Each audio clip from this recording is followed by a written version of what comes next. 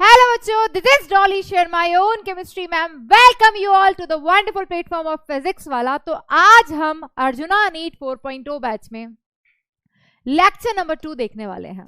I hope आपने first lecture को बहुत अच्छे से पढ़ा है, नोट्स बनाए हैं, रिवाइज किया है और अपने बेसिक्स को स्ट्रॉन्ग किया है।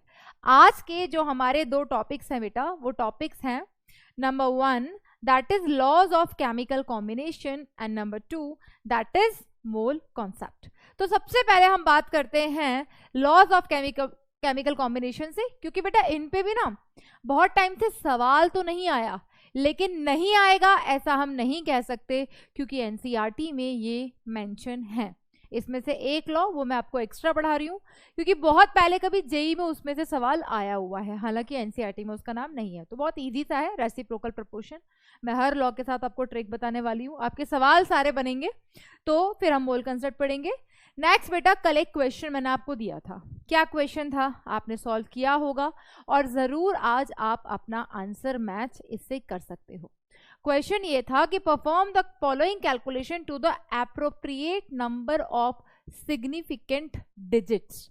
तो कल मैंने आपको सिग्निफिकेंट फिगर्स पढ़ाया था, है ना।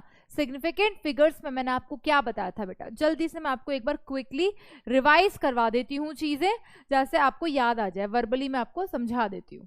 तो क्विक रिवीजन में कहानी अब तक में, है ना, वर्बली मैं बता रही हूँ, आप अपने नोट्स को ओपन कर लेना जिससे आपका रिवीजन और अच्छे से जल्दी से हो जाएगा। सबसे पहला टॉपिक जो हमने पढ़ा था that is importance of chemistry. तो हमने कुछ केमिकल्स के नाम आपको बताए थे, anti cancer drug cisplatin and taxol थे, ठीक है। उसके बाद हमने बात की थी एजिडोथाइमिडीन जिसको एड्स में यूज किया जाता है। नेक्स्ट हमने कुछ फूड प्रिजर्वेटिव्स के नाम लिखे थे, सोडियम बेंजोएट, सोडियम मेटाबाइसल्फाइड, है ना एनो use as a brain messenger. हमने सारी चीजें पढ़ी थी। उसके बाद हमने बात किया था मैटर क्या है। तो मैटर का क्लासिफिकेशन पूरा हमने पढ़ा था, जिसमें हमने होमोजीनियस और हेट्रोजीनियस, मैटर वाले पोर्शन से हमने सिर्फ होमोजीनियस और हेट्रोजीनियस पे सवाल का प्रैक्टिस किया था। उसके बाद हमने क्या स्टार्ट किया था कि भाई मैटर को मेजर करने के लिए दो चीजें होती हैं, एक होता है यूनिट और एक होता है नंबर। यूनिट की मैं बात करूं तो यूनिट मैंने आपको 4 तरीके से बताई थी। Number 1 that is fundamental, 7 basic fundamental units थे, है ना। लेंथ की मीटर, मास की किलोग्राम, टेम्परेचर की केल्विन, ल्यूमिनस इंटेंसिटी की कैंडेला, है ना। और उसके बाद हमने बात की थी नंबर्स के बारे में। तो नंबर्स में ये 4 यूनिट्स थी बेटा, SI unit, standard international unit. उसके बाद हमने सब्सिडरी यूनिट्स के बारे में बात किया था जो एज अ प्रीफिक्स यूज होती हैं, और मैंने कहा था कि न्यूमेरिकल्स में ये चीज़ आपको बहुत काम आएगी। आपको यूनिट कन्वर्जन सिखाया था जिसमें दे रखा है वो एज इट इज, जिसमें पूछा है उससे डिवाइड करना है। उसके बाद हमने पढ़ा था यहाँ पे डिराइव्ड यूनिट्स के बारे में, है ना, जिसको हम डिराइव करके निकालते हैं। उसके बाद बेटा हम नंबर पे आए थे। तो नंबर पे हमने क्या पढ़ा था, नंबर पे हमने पढ़ा था सिग्निफिकेंट फिगर्स के बारे में। सिग्निफिकेंट फिगर्स मतलब मीनिंगफुल डिजिट्स। तो इसके हमारे मात्र 5-6 रूल थे जो हमें याद रखने थे। रूल नंबर 1 था all non zero digits are significant. Rule number 2, zeros between non zero digits are significant. Zeros before मतलब जो नॉन जीरो डिजिट्स होते हैं they are not significant. Zeros after non zero digits are not significant. Zeros only after non zero digits are significant अगर एक भी decimal आ जाए, ठीक है। उसके बाद हमने पढ़ा था कि एग्जैक्ट नंबर अगर दे रखा है जैसे कि 4 पेन 4 पेंसिल, तो उसके लिए भी हम उसको इनफाइनाइट सिग्निफिकेंट फिगर बोलते हैं। और एक्सपोनेंशियल पावर 10 की पावर में कुछ दे रखा होता है उसको भी जीरो सिग्निफिकेंट फिगर काउंट करते हैं। कांस्टेंट अगर कोई है, infinite number of significant figure. इसके बाद मैंने आपको एक और बेसिक्स बताए थे बेटा, that is about rounding off, है ना। राउंडिंग ऑफ, राउंडिंग ऑफ क्या होता है भाई, किस अपने आंसर को आपको रिप्रेजेंट करना है ना, 3 डिजिट्स में 2 डिजिट्स में, तो आपको राउंड ऑफ करना आना चाहिए। तो उसके लिए मैंने आपको 3 बेसिक रूल्स बताए थे कि राइट मोस्ट डिजिट जिसको हमें हटाना है, अगर वो 5 से बड़ा है तो उसके पहले वाला नंबर जो है, प्रीसीडिंग नंबर जो कहलाता है, वो 1 से इंक्रीज हो जाएगा। अगर राइट मोस्ट डिजिट जिसे रास्ते से हटाना है वो 5 से छोटा है तो preceding number as it is रहेगा। एंड अगर राइट मोस्ट डिजिट 5 है जिसे हमें हटाना है तो हम देखेंगे इवन या ऑड। अगर प्रीसीडिंग नंबर ऑड है तो उस केस में हम इंक्रीजेस बाय 1 करेंगे, और वो इवन है तो हम हम उसे एज इट इज रहने देंगे। उसके बाद हमने क्या बात की थी बेटा, उसके बाद हमने साइंटिफिक नोटेशन के बारे में बात की थी। साइंटिफिक नोटेशन में मैंने आपको पढ़ाया था कि कैसे आप अपने आंसर को एक्सपोनेंशियल पावर में रिप्रेजेंट कर सकते हो। तो उसमें मैंने आपको बताया था कि 10 की पावर को बढ़ाना घटाना कैसे है, ट्रिक के साथ। तो मैंने कहा था कि डेसिमल को जितना राइट में लेकर जाते हैं 10 की पावर उतना ज्यादा नेगेटिव होती है, और जितना लेफ्ट में लेकर आते हैं 10 की पावर पॉजिटिव में उतना इंक्रीज होती है। एक तरीका ये है। फिर उसके बाद मैंने आपको एडिशन सब्ट्रैक्शन के रूल बताए थे। क्या रूल थे बेटा, कि अगर मल्टीप्लिकेशन हम कर रहे हैं तो उस केस में क्या होता है, ये ऐड हो जाता है, और अगर डिवीजन हम कर रहे हैं तो ये क्या हो जाता है बेटा, ये माइनस हो जाता है। एडिशन सब्ट्रैक्शन के लिए मैंने आपको कहा था कि 10 की पावर को पहले सेम कर देना। यही सब चीजें हमने लास्ट क्लास में पढ़ी थी। सिग्निफिकेंट फिगर्स में भी हमने एडिशन और सब्ट्रैक्शन और मल्टीप्लिकेशन डिवीजन के 2 रूल पढ़े थे। एडिशन सब्ट्रैक्शन का रूल ये कहता है कि आपको अपना आंसर रिप्रेजेंट करना है जिसमें मिनिमम सिग्निफिकेंट फिगर है, उतने सिग्निफिकेंट फिगर में आपको अपना आंसर देना है। और इसका मल्टीप्लिकेशन और डिवीजन वाला रूल ये कहता है कि अगर आप सिग्निफिकेंट फिगर्स को, नंबर्स को, अगर आप जिन भी ऑपरेशंस को मल्टीप्लाई या डिवाइड कर रहे हो जिसमें जितने कम सिग्निफिकेंट फिगर है ना, एडिशन में तो क्या देखना है, जिसकी डेसिमल प्लेस कम है उतना आंसर दो। रिपीट कर रही हूँ, एडिशन सब्ट्रैक्शन अभी मैंने गलत बोल दिया। सिग्निफिकेंट फिगर्स में एडिशन सब्ट्रैक्शन में ध्यान रखना है कि जिसमें कम डेसिमल प्लेस है, मतलब एक जो पॉइंट होता है ना डेसिमल, उसके बाद जितनी कम प्लेसेस हैं जिसमें जिस भी ऑपरेशन में आपको अपना आंसर उसमें रिप्रेजेंट करना है। और मल्टीप्लिकेशन में आपको क्या ध्यान रखना था बेटा, yes, minimum number of significant figures में आपको अपना आंसर देना है। स्टार्ट करते हैं बेटा। अब बात करते हैं होमवर्क जो मैंने आपको दिया था। सबसे पहले हम क्या करेंगे, जो भी ये होमवर्क का क्वेश्चन है, हमें अपना आंसर रिप्रेजेंट करना था according to the number of significant digits. तो भाई ये कैसा केस है, ये केस तो मल्टीप्लिकेशन और डिवीजन वाला केस है। और मल्टीप्लिकेशन और डिवीजन के केस में मैंने आपको अभी अभी बताया हमें क्या देखना है कि जिसमें minimum number of significant figures हैं हमें अपना आंसर उतने सिग्निफिकेंट फिगर्स में देना है। तो इसको सॉल्व तो हम करेंगे ही करेंगे, लेकिन हमें अपना answer minimum number of significant figures में देना है। तो ध्यान से देखो बेटा, इसमें कितने सिग्निफिकेंट फिगर है, इसमें 3 सिग्निफिकेंट फिगर है। सिग्निफिकेंट फिगर्स के रूल्स आपको बहुत अच्छे से पता होने चाहिए बेटा। इसमें कितने सिग्निफिकेंट फिगर है, इसमें 2 सिग्निफिकेंट फिगर है। और इसमें कितने सिग्निफिकेंट फिगर है, 3 सिग्निफिकेंट फिगर है। तो इससे कंक्लूजन क्या मिलता है कि हमें अपना आंसर, क्या मेरे प्यारे बच्चों, हमें अपना आंसर 2 सिग्निफिकेंट फिगर में रिप्रेजेंट करना है। तो यहां मैं साइड में लिख देती हूं, आंसर शुड बी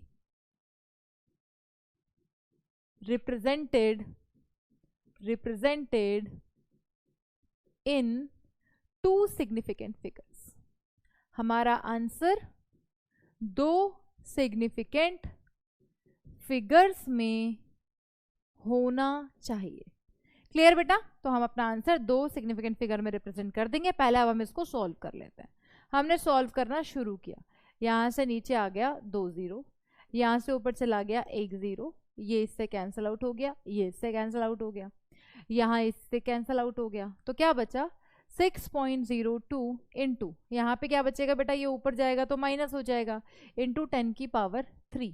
लेकिन ये आंसर में कितने सिग्निफिकेंट फिगर है, ध्यान से देखो 6.02, यहाँ पे हमारे पास 3 सिग्निफिकेंट फिगर है। तो हमें क्या करना है, आंसर रिप्रेजेंट करना है 2 सिग्निफिकेंट फिगर में। तो कैसे करेंगे बेटा, हमें 6.02 को 2 में लाना है, तो हमें किसी रास्ते से हटाना है, यहाँ पे काम आएगा राउंडिंग ऑफ। तो हमें इसे रास्ते से हटाना है। तो ये हमारा क्या है, ये हमारा राइट मोस्ट डिजिट है जिससे हमें रास्ते से हटाना है। और ये कैसा है, ये है बेटा लेस देन 5। अगर ये लेस देन 5 है तो प्रीसीडिंग नंबर क्या होगा, एज इट इज रहेगा। तो आपका आंसर क्या हो जाएगा बेटा, that 6.0 into 10 to the power 23।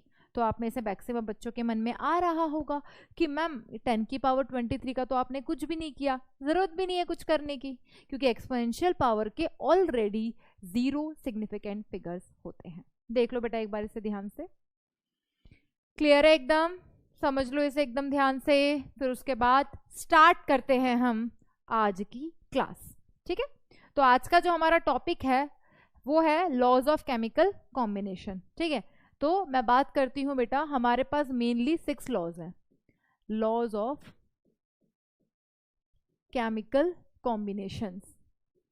तो ये मैटर जिसके बारे में हमने बात की, इसमें प्रेजेंट जितने भी पार्टिकल्स हैं ये आपस में कैसे कंबाइन होते हैं, है ना, इन सब के बारे में हम पढ़ते हैं लॉज ऑफ केमिकल कॉम्बिनेशन में। तो इसको अगर मैं हिंदी में बोलूं तो ये हमारे पास कुछ नियम है ना, कुछ लॉज हैं जिनके बारे में हमें बात करनी है। तो लॉज ऑफ केमिकल कॉम्बिनेशन में इनिशियल जो हमारे पास लॉज हैं, ये जो नियम दिए गए मैटर के ऊपर जिसके बारे में हमने बात की थी कल, तो इसमें फर्स्ट 4 जो लॉज हैं उनका क्या नाम है बेटा, that is number 1 law of conservation of mass, law of conservation of मास। पहले जो हमारे पास 4 लॉज हैं वो मास पे बेस्ड है, और लास्ट के जो 2 लॉ हैं वो वॉल्यूम पे बेस्ड हैं। तो पहला कौन सा है बेटा, लॉ ऑफ कंजर्वेशन ऑफ मास। दूसरा है law of constant, law of constant और डेफिनेट प्रपोर्शन। तीसरा हमारे पास कौन सा लॉ है, that is law of multiple proportion.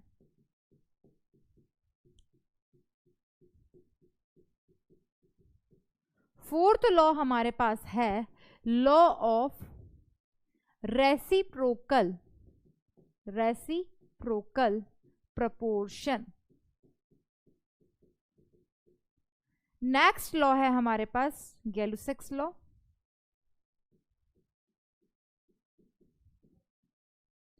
और नेक्स्ट है एवोगैड्रो लॉ।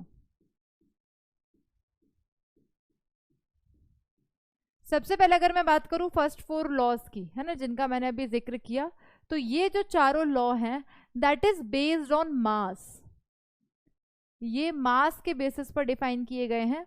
और लास्ट के जो 2 लॉ हैं that is based on volume, ये दोनों के दोनों वॉल्यूम पे बेस्ड है। कोई बात नहीं, हम एक एक करके हर लॉ के बारे में बात करेंगे।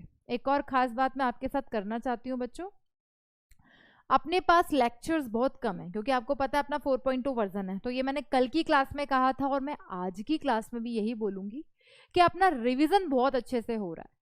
तो आपको ना इस चीज़ की टेंशन नहीं लेनी है कि यार अगर आपको लगता है कि कोई चीज़ स्पीड में चल रही है, आप ना वापस उस चीज़ को देख लो, बट अपना टाइम यूटिलाइज करना बेटा। मैं यही बोलूँगी कि वो बच्चे जिनका सच में पर्पस है कि मुझे अपना सारा बैकलॉग खत्म करना है, आप पूरे लेक्चर्स इस चैप्टर के फिर यहीं से पढ़ना, आपका सारा बैकलॉग बहुत अच्छे से क्लियर हो जाएगा।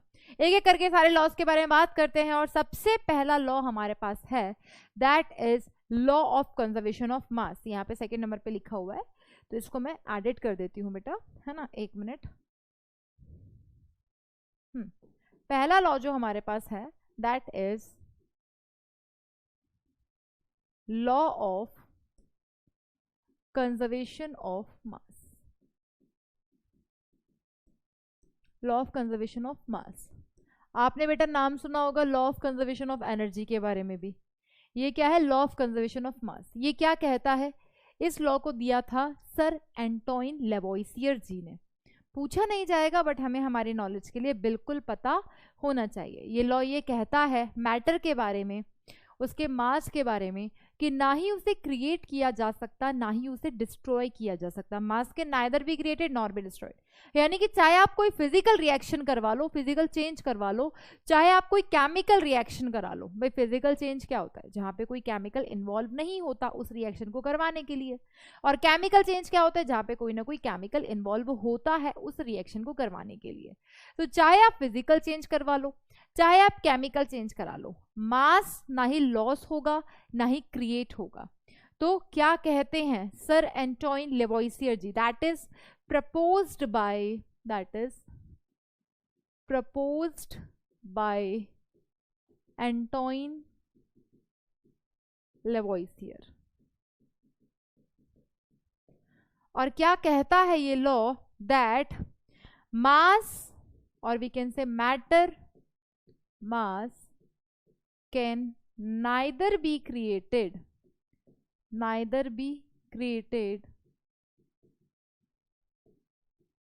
nor be destroyed. और इसको अच्छे वर्ड्स में, सिंपल वर्ड्स में जो डिफाइन किया गया वो इस तरीके से किया गया दैट ड्यूरिंग एनी फिजिकल और chemical change, during any physical और केमिकल चेंज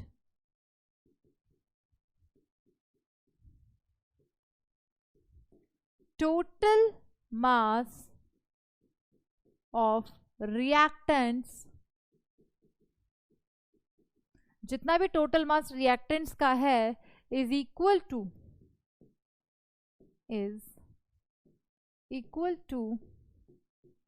टोटल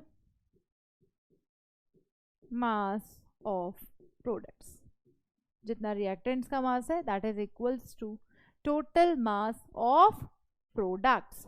क्लियर? यानी कि अगर कोई भी रिएक्शन हो रही है ना, चाहे कोई फिजिकल चेंज हो चाहे कोई केमिकल चेंज हो. भाई फिजिकल चेंज क्या होता है? जैसे कि H2O का लिक्विड से सॉलिड स्टेट में कन्वर्ट होना. तो जब पानी को हम एक बीकर में भरकर रख रहे फ्रीजर के अंदर, पहले वो लिक्विड स्टेट में, तब जो उसका मास था दैट इज इक्वल्स टू, जब वो फ्रीज हो चुका है, जब वो सॉलिड स्टेट में, तब जो उसका मास है वो उसके बराबर होगा. एक और एग्जाम्पल हम देख लेते हैं बेटा केमिकल चेंज का. क्या है बेटा? देखना ध्यान से. जैसे कि कैल्शियम कार्बोनेट है, कैल्शियम कार्बोनेट डिकम्पोज होता है तो क्या बनाता है बेटा? That is calcium oxide plus carbon dioxide. इसको हमने क्या किया है? इसको हमने ब्रेक किया है. तो यहाँ पर इसका क्या हो रहा है? यहाँ पर इसका थर्मल डिकम्पोजिशन हो रहा है. हीट की प्रेजेंस में जब भी किसी कंपाउंड को ब्रेक करते हैं तो उसे हम कहते हैं थर्मल डिकम्पोजिशन. तो यहां पर बेटा अगर गिवन मास होता तब भी ये रूल एप्लीकेबल था. गिवन मास नहीं भी है तो यहाँ पे टोटल मास ऑफ रिएक्टेंट कितना है? भाई कैल्शियम का 40, कार्बन का 12, 16 3 48, इसका टोटल मास है 100. That is equals to total mass of product. इसका देख लो 40 + 16, इसका मास कितना है? 56, और इसका कितना है? 44. That law is applicable for this, है ना. तो हमारे पास जितनी भी बैलेंस्ड केमिकल इक्वेशंस हैं, all balanced chemical equations, all chemical equations are based on, ये किस पे बेस्ड है? That all are based on law of conservation of mass, law of conservation of mass. Clear बेटा? देख लो इसे ध्यान से, है ना.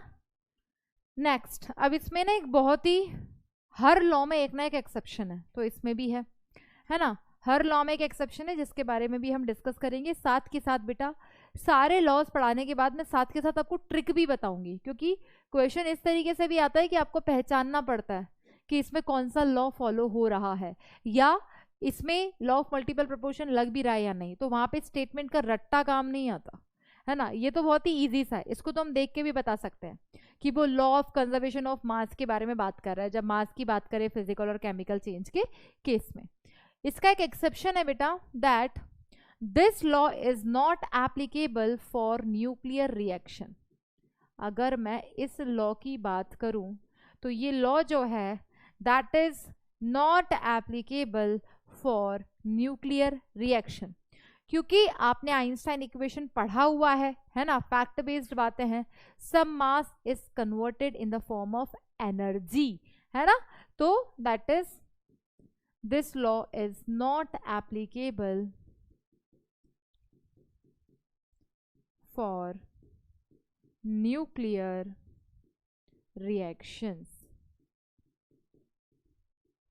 because some mass is converted into energy. E बराबर mc². ये इक्वेशन आपने पढ़ा हुआ है बेटा. यहाँ पे जो बच्चे साथ साथ लिखते हैं मेरे, अब मैंने समझा दिया है, इस स्लाइड को आप पॉज कर सकते हो और नोट डाउन कर सकते हो, जल्दी से लिख लेना बेटा। उसके बाद हम नेक्स्ट लॉ के बारे में बात करते हैं।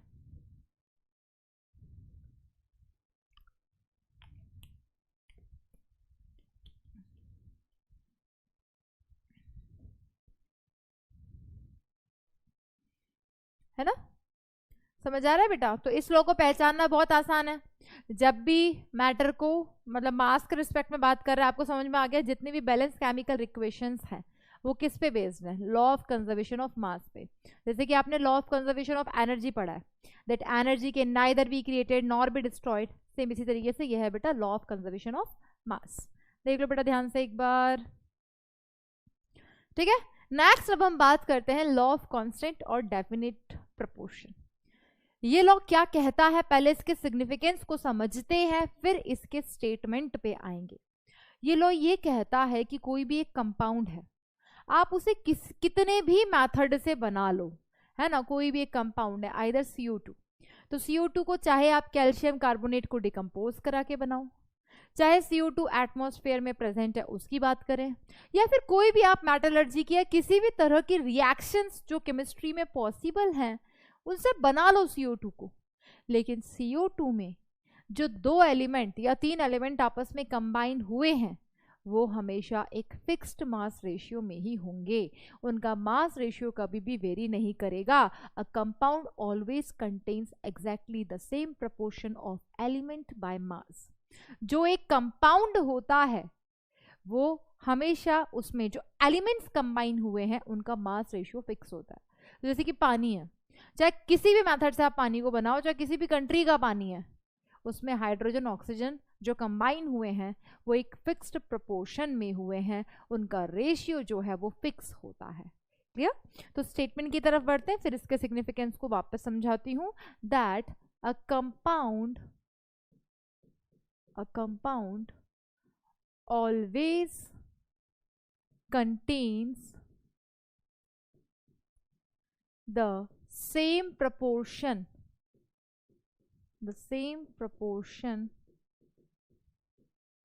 of elements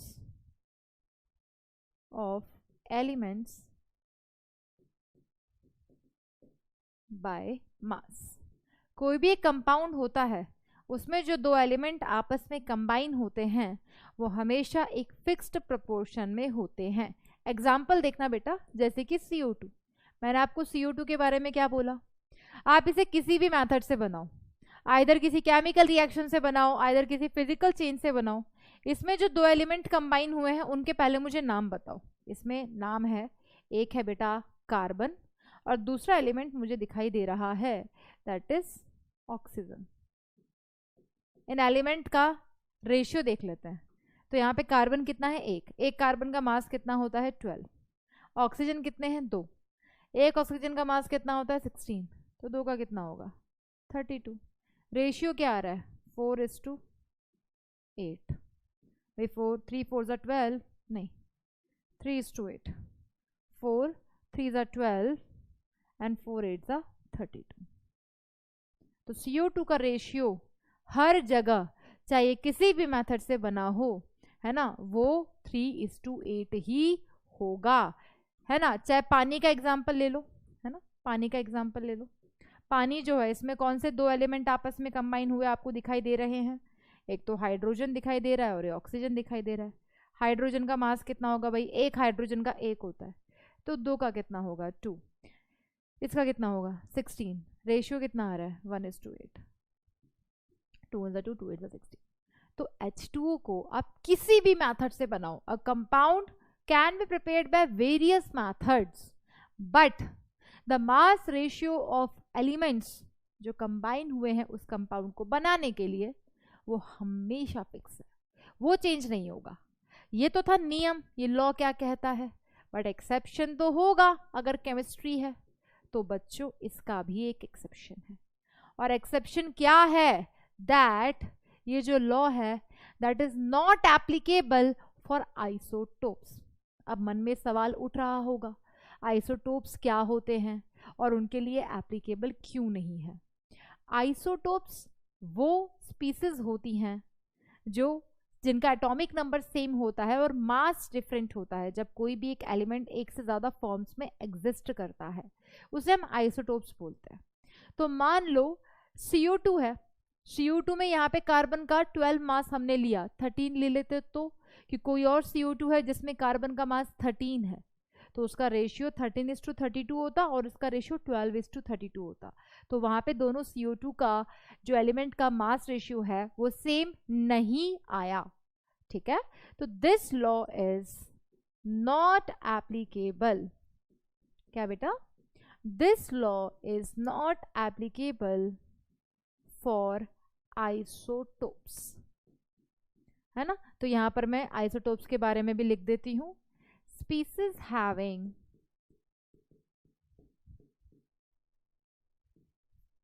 same atomic number but different mass number,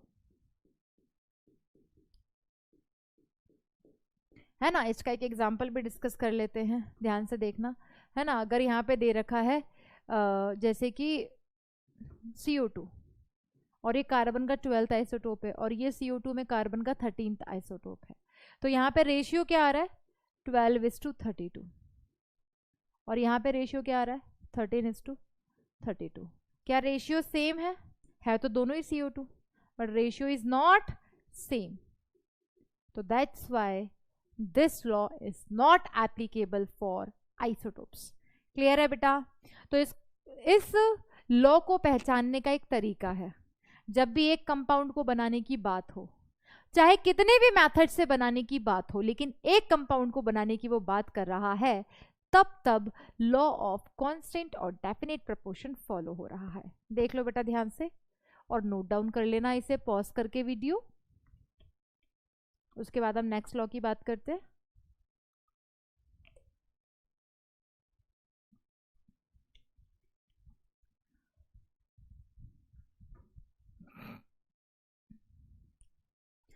next law हमारे पास एक क्वेश्चन है बेटा, अगेन इस क्वेश्चन में बोला है कि क्यूप्रिक ऑक्साइड ये कंपाउंड है जो दो एलिमेंट से मिलकर बना है, copper and oxygen, is prepared by 2 methods. इसको 2 मेथड से बनाया गया। एक बार क्या किया, 1.75 ग्राम कॉपर लिया मेटल, जो कि 2.19 ग्राम ऑक्साइड दे रहा है, ठीक है। और एक बार 1.14 ग्राम मेटल लिया जो कि 1.43 ग्राम ऑक्साइड दे रहा है। क्लियर? उस कॉपर का ऑक्साइड इतना दे रहा है। तो आपको दोनों में ही मेटल का मास दे रखा है और मेटल ऑक्साइड का मास दे रखा है, अलग अलग है दोनों का मास, अलग हो सकता है लेकिन रेशियो अलग नहीं हो सकता अगर हम इसकी परसेंटेज कैलकुलेट करें। तो इसने कहा कि प्रूव करो कि लॉ ऑफ कांस्टेंट प्रोपोर्शन यहाँ फॉलो होता है। तो भाई कांस्टेंट प्रोपोर्शन ये कहता है कि एक कंपाउंड को आप कितने भी मेथड से बना लो, कंपाउंड तो एक है ना क्यूप्रिक ऑक्साइड, उनका जो मास रेशियो होगा, ratio is a different thing, mass is a different thing, वो हमेशा सेम होगा। तो हम क्या करते हैं, हम दोनों मेथड वाले जो भी केसेस दिए हुए हैं, हम उनमें मेटल और ऑक्सीजन की परसेंटेज निकाल लेते हैं, मतलब किसमें कॉपर कितना, ऑक्सीजन कितना है। अगर परसेंटेज दोनों की सेम है, यानी कि बिल्कुल law of constant proportion follow हो रहा है। तो बेटा हमने दोनों केस में क्या किया, हमने परसेंटेज कैलकुलेट कर लिया, ठीक है। तो दोनों केस में जब हम परसेंटेज कैलकुलेट करेंगे तो हमें पता चल जाएगा। तो सबसे पहले हमने ये जो फर्स्ट मेथड है इसमें हमने क्या कैलकुलेट किया कि भाई इसमें मेटल कितना है और ऑक्साइड कितना है। तो हमें फर्स्ट केस में गिवन मास ऑफ मेटल, भाई मेटल कौन है, अगर कंपाउंड क्यूप्रिक ऑक्साइड है तो ऑब्वियसली मेटल वहां पर कॉपर है, तो गिवन मास ऑफ मेटल कितना है, दैट इज 1.75 ग्राम। और यहां पर given mass of metal oxide कितना है, दैट इज 2.19 ग्राम। क्लियर? तो आपके पास मेटल का मास है, आपके पास मेटल ऑक्साइड का मास है, तो आप बिल्कुल यहां से इजीली परसेंटेज ऑफ मेटल निकाल सकते हो। कैसे? भाई कितना मेटल का मास है, ओवरऑल मेटल ऑक्साइड का कितना मास है, मल्टीप्लाई बाय 100। तो मेटल का मास कितना, 1.75 ग्राम, मेटल ऑक्साइड का 2.19 ग्राम। तो यहाँ से आपके पास क्या आ जाएगा बेटा, परसेंटेज ऑफ मेटल आ जाएगा। ये सवाल मैं एनसीईआरटी का एग्जांपल करवा रही हूँ बेटा। तो ये जब सॉल्व करोगे तो अप्रोक्सीमेटली आएगा 79.9%, है ना। अब एक कंपाउंड है जिसमें एक मेटल है और एक ऑक्साइड है। अगर मेटल की परसेंटेज इतनी है तो बेटा परसेंटेज ऑफ ऑक्सीजन कितनी होगी? तो हम क्या करेंगे, 100% में से माइनस कर देंगे परसेंटेज ऑफ मेटल, जो कि अभी हमने निकाला। क्योंकि भाई कोई भी एक कंपाउंड है तो उसमें एक की परसेंटेज हमें पता है तो हम दूसरे की निकाल सकते हैं, क्योंकि हम बोल सकते हैं कि percentage of metal plus percentage of oxygen बराबर 100%। तो यहाँ से हमने इसका परसेंटेज निकाल लिया, तो 100 माइनस 79.9%। कितना आ जाएगा बेटा, देख लो जल्दी से। ये आ जाएगा अप्रॉक्सीमेटली 20.1%। तो हमारे पास क्या आ गया बेटा, हमारे पास परसेंटेज ऑफ ऑक्सीजन आ गया, परसेंटेज ऑफ मेटल आ गया। मेथड 1 से जब हमने क्यूप्रिक ऑक्साइड को बनाया तो वहां से कॉपर कितना बनेगा और ऑक्साइड कितना बनेगा वो आ गया। अब क्या करें, अब ये बताओ कि सेकेंड मेथड से कितना आ रहा है। तो हमने क्या देखा कि भाई सेकेंड मेथड में मेटल कितना था और ऑक्साइड कितना था।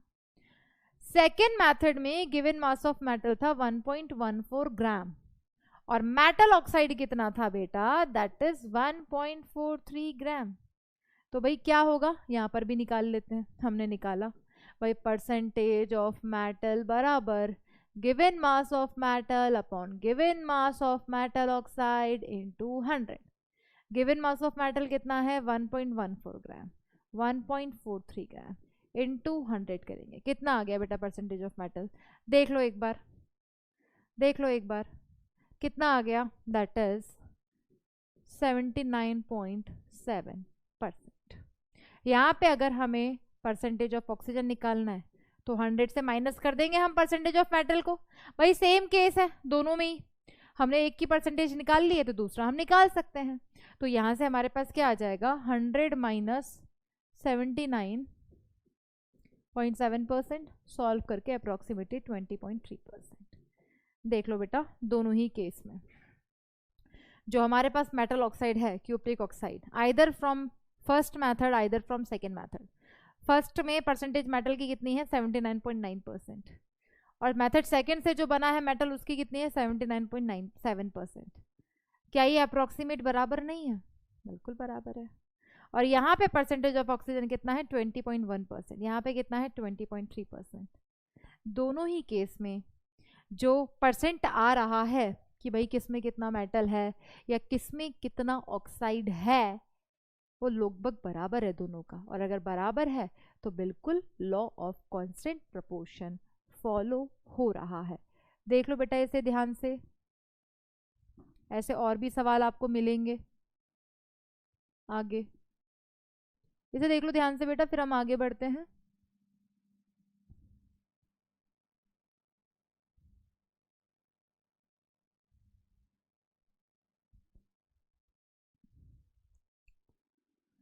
नेक्स्ट हम बात करते हैं लॉ ऑफ मल्टीपल प्रोपोर्शन के बारे में। मल्टीपल प्रोपोर्शन क्या कहता है, सबसे पहले हम इसके बारे में बात करते हैं। लॉ ऑफ मल्टीपल प्रोपोर्शन का जो स्टेटमेंट है वो तो बहुत ही लंबा चौड़ा सा है, मैं आपको इसको ट्रिक से समझा दूंगी, है ना। जैसे कि लॉ ऑफ कांस्टेंट प्रोपोर्शन का ट्रिक क्या है, जब भी एक कंपाउंड बनाने की बात करें और बहुत सारे मेथड से बनाने की बात करें, इसका मतलब लॉ ऑफ कांस्टेंट और डेफिनेट प्रोपोर्शन फॉलो हो रहा है।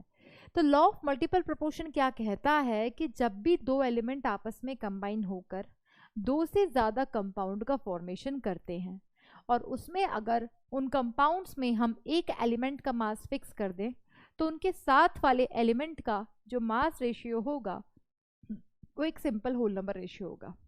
तो ये जो लॉ है ना, ये वाला और नेक्स्ट वाला, ये कहीं ना कहीं हमें ये बताना चाहते थे कि एलिमेंट्स जो आपस में कंबाइन होते हैं वो सिंपलेस्ट रेशियो में होते हैं, वो कभी भी फ्रैक्शन में नहीं होते।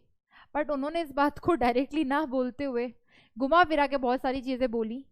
इनका स्टेटमेंट पेपर में कभी लिखने को नहीं आएगा, लेकिन इनका कंक्लूजन ज़रूर आपको पहचानने को आ सकता है कि बताइए यहाँ पे law of multiple proportion follow हो रहा है या लॉ ऑफ रेसिप्रोकल। या पूछ सकता है कि इनमें से किस में law of multiple proportion follow नहीं हो रहा, तो उसके लिए मैं डायरेक्ट आपको ट्रिक बता दूंगी, लेकिन स्टेटमेंट क्योंकि लॉ है तो पढ़ना तो है। तो मैंने क्या बोला बेटा कि इन लॉज का सिग्निफिकेंस ये था कि एलिमेंट्स आपस में, आप देख लो कोई भी कंपाउंड है, एक्सेप्शंस को हटा दो, वो हमेशा H2O, CO2, H2SO4, मतलब रेशियो एक simple natural ratio, simple whole number ratio है। कभी भी ऐसा नहीं है कि 1.1:2.1, ऐसा नहीं मिलेगा। तो यही बोलना चाहता है लॉ ऑफ मल्टीपल और reciprocal proportion, that when two elements combines and forms two, दो कंपाउंड बनाए या उससे ज्यादा भी हो सकते हैं, लेकिन इंपॉर्टेंट कंडीशन यही है कि सिर्फ दो एलिमेंट कंबाइन होते हैं। तो जब दो एलिमेंट कंबाइन होकर दो या दो से ज्यादा कंपाउंड का फॉर्मेशन करते हैं, and if we kept the mass of one element fixed, जब हम सभी कंपाउंड्स में एक एलिमेंट का मास फिक्स कर दे, देन द मास ऑफ, फिर जो मास होता है अदर एलिमेंट्स का, मास ऑफ अदर एलिमेंट्स, वो जो मास आएगा अदर एलिमेंट्स का वो कैसा आएगा, एक simple whole number ratio, bears a simple whole number ratio. अब पहले तो ये जो लॉ ने बोला है इसे मैं एग्जैक्टली समझाती हूँ, उसके बाद मैं आपको ट्रिक बता दूंगी जिससे आपके लिए पहचानना, आपको रेशियो निकालना ही नहीं पड़ेगा कभी भी इनका मास रेशियो। तो ध्यान से देखना बेटा, मान लो दो एलिमेंट है, हाइड्रोजन और ऑक्सीजन। इन दो एलिमेंट ने मिलकर कंपाउंड्स बनाना शुरू किया, तो ये साथ में H2O भी बना सकते हैं, ये साथ में H2O2 भी बना सकते हैं। तो when two elements combines and form two compounds, यहाँ पे तो दो ही कंपाउंड बन रहे हैं। अब ये जो कंपाउंड हमारे पास हैं इनका मास रेशियो लिखो पहले तो क्या मास रेशियो आ जाएगा बेटा, यहाँ पे हाइड्रोजन कितना है 2, तो ये आ जाएगा 2:16। यहाँ पे मास रेशियो क्या आ जाएगा 2:, यहाँ पे 2 ऑक्सीजन है तो 32।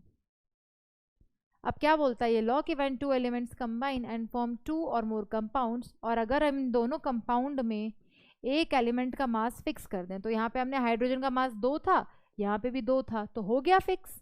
अगर 2 नहीं होता तो इस कंपाउंड को किसी न किसी से मल्टीप्लाई करते 2 करने के लिए।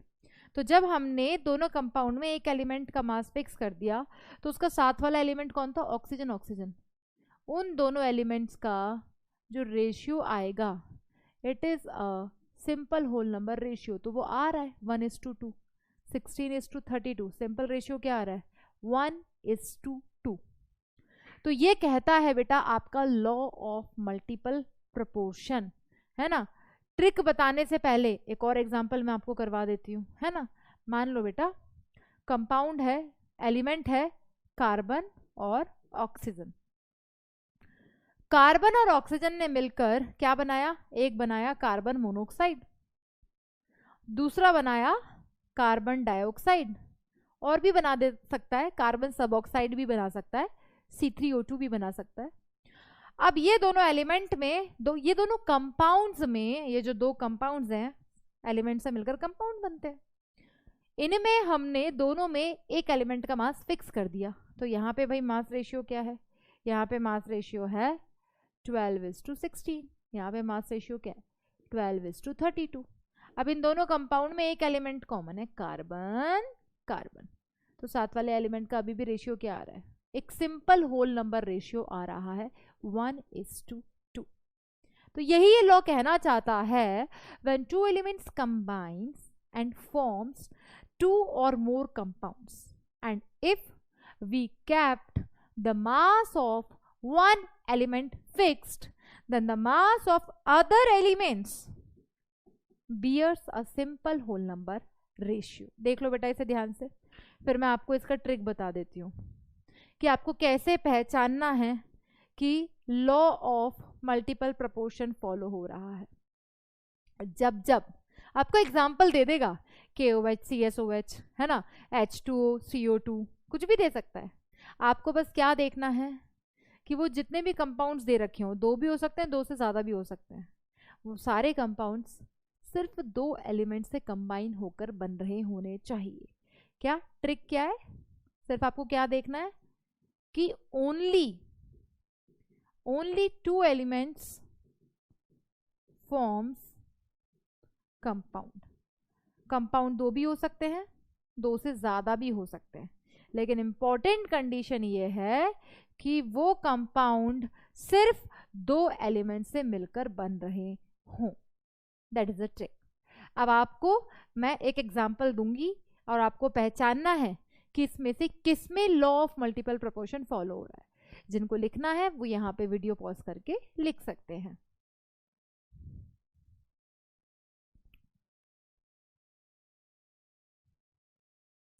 क्लियर? तो अब मैं आपको बता देती हूं, एक एग्जांपल सॉल्व कर लेते हैं।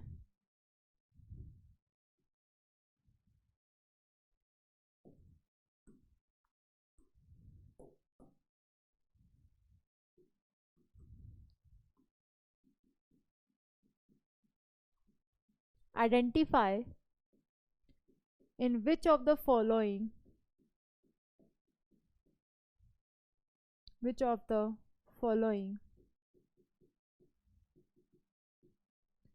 law of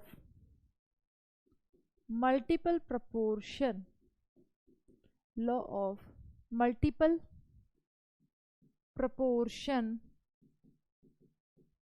is followed।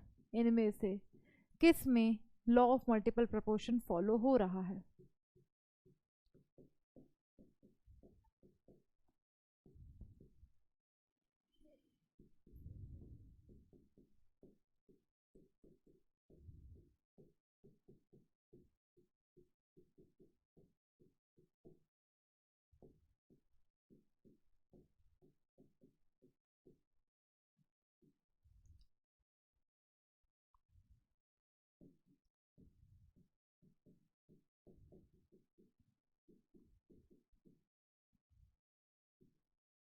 देखो बेटा और ट्राई करो, देखो और ट्राई करो, इसमें किस में law of multiple proportion follow हो रहा है।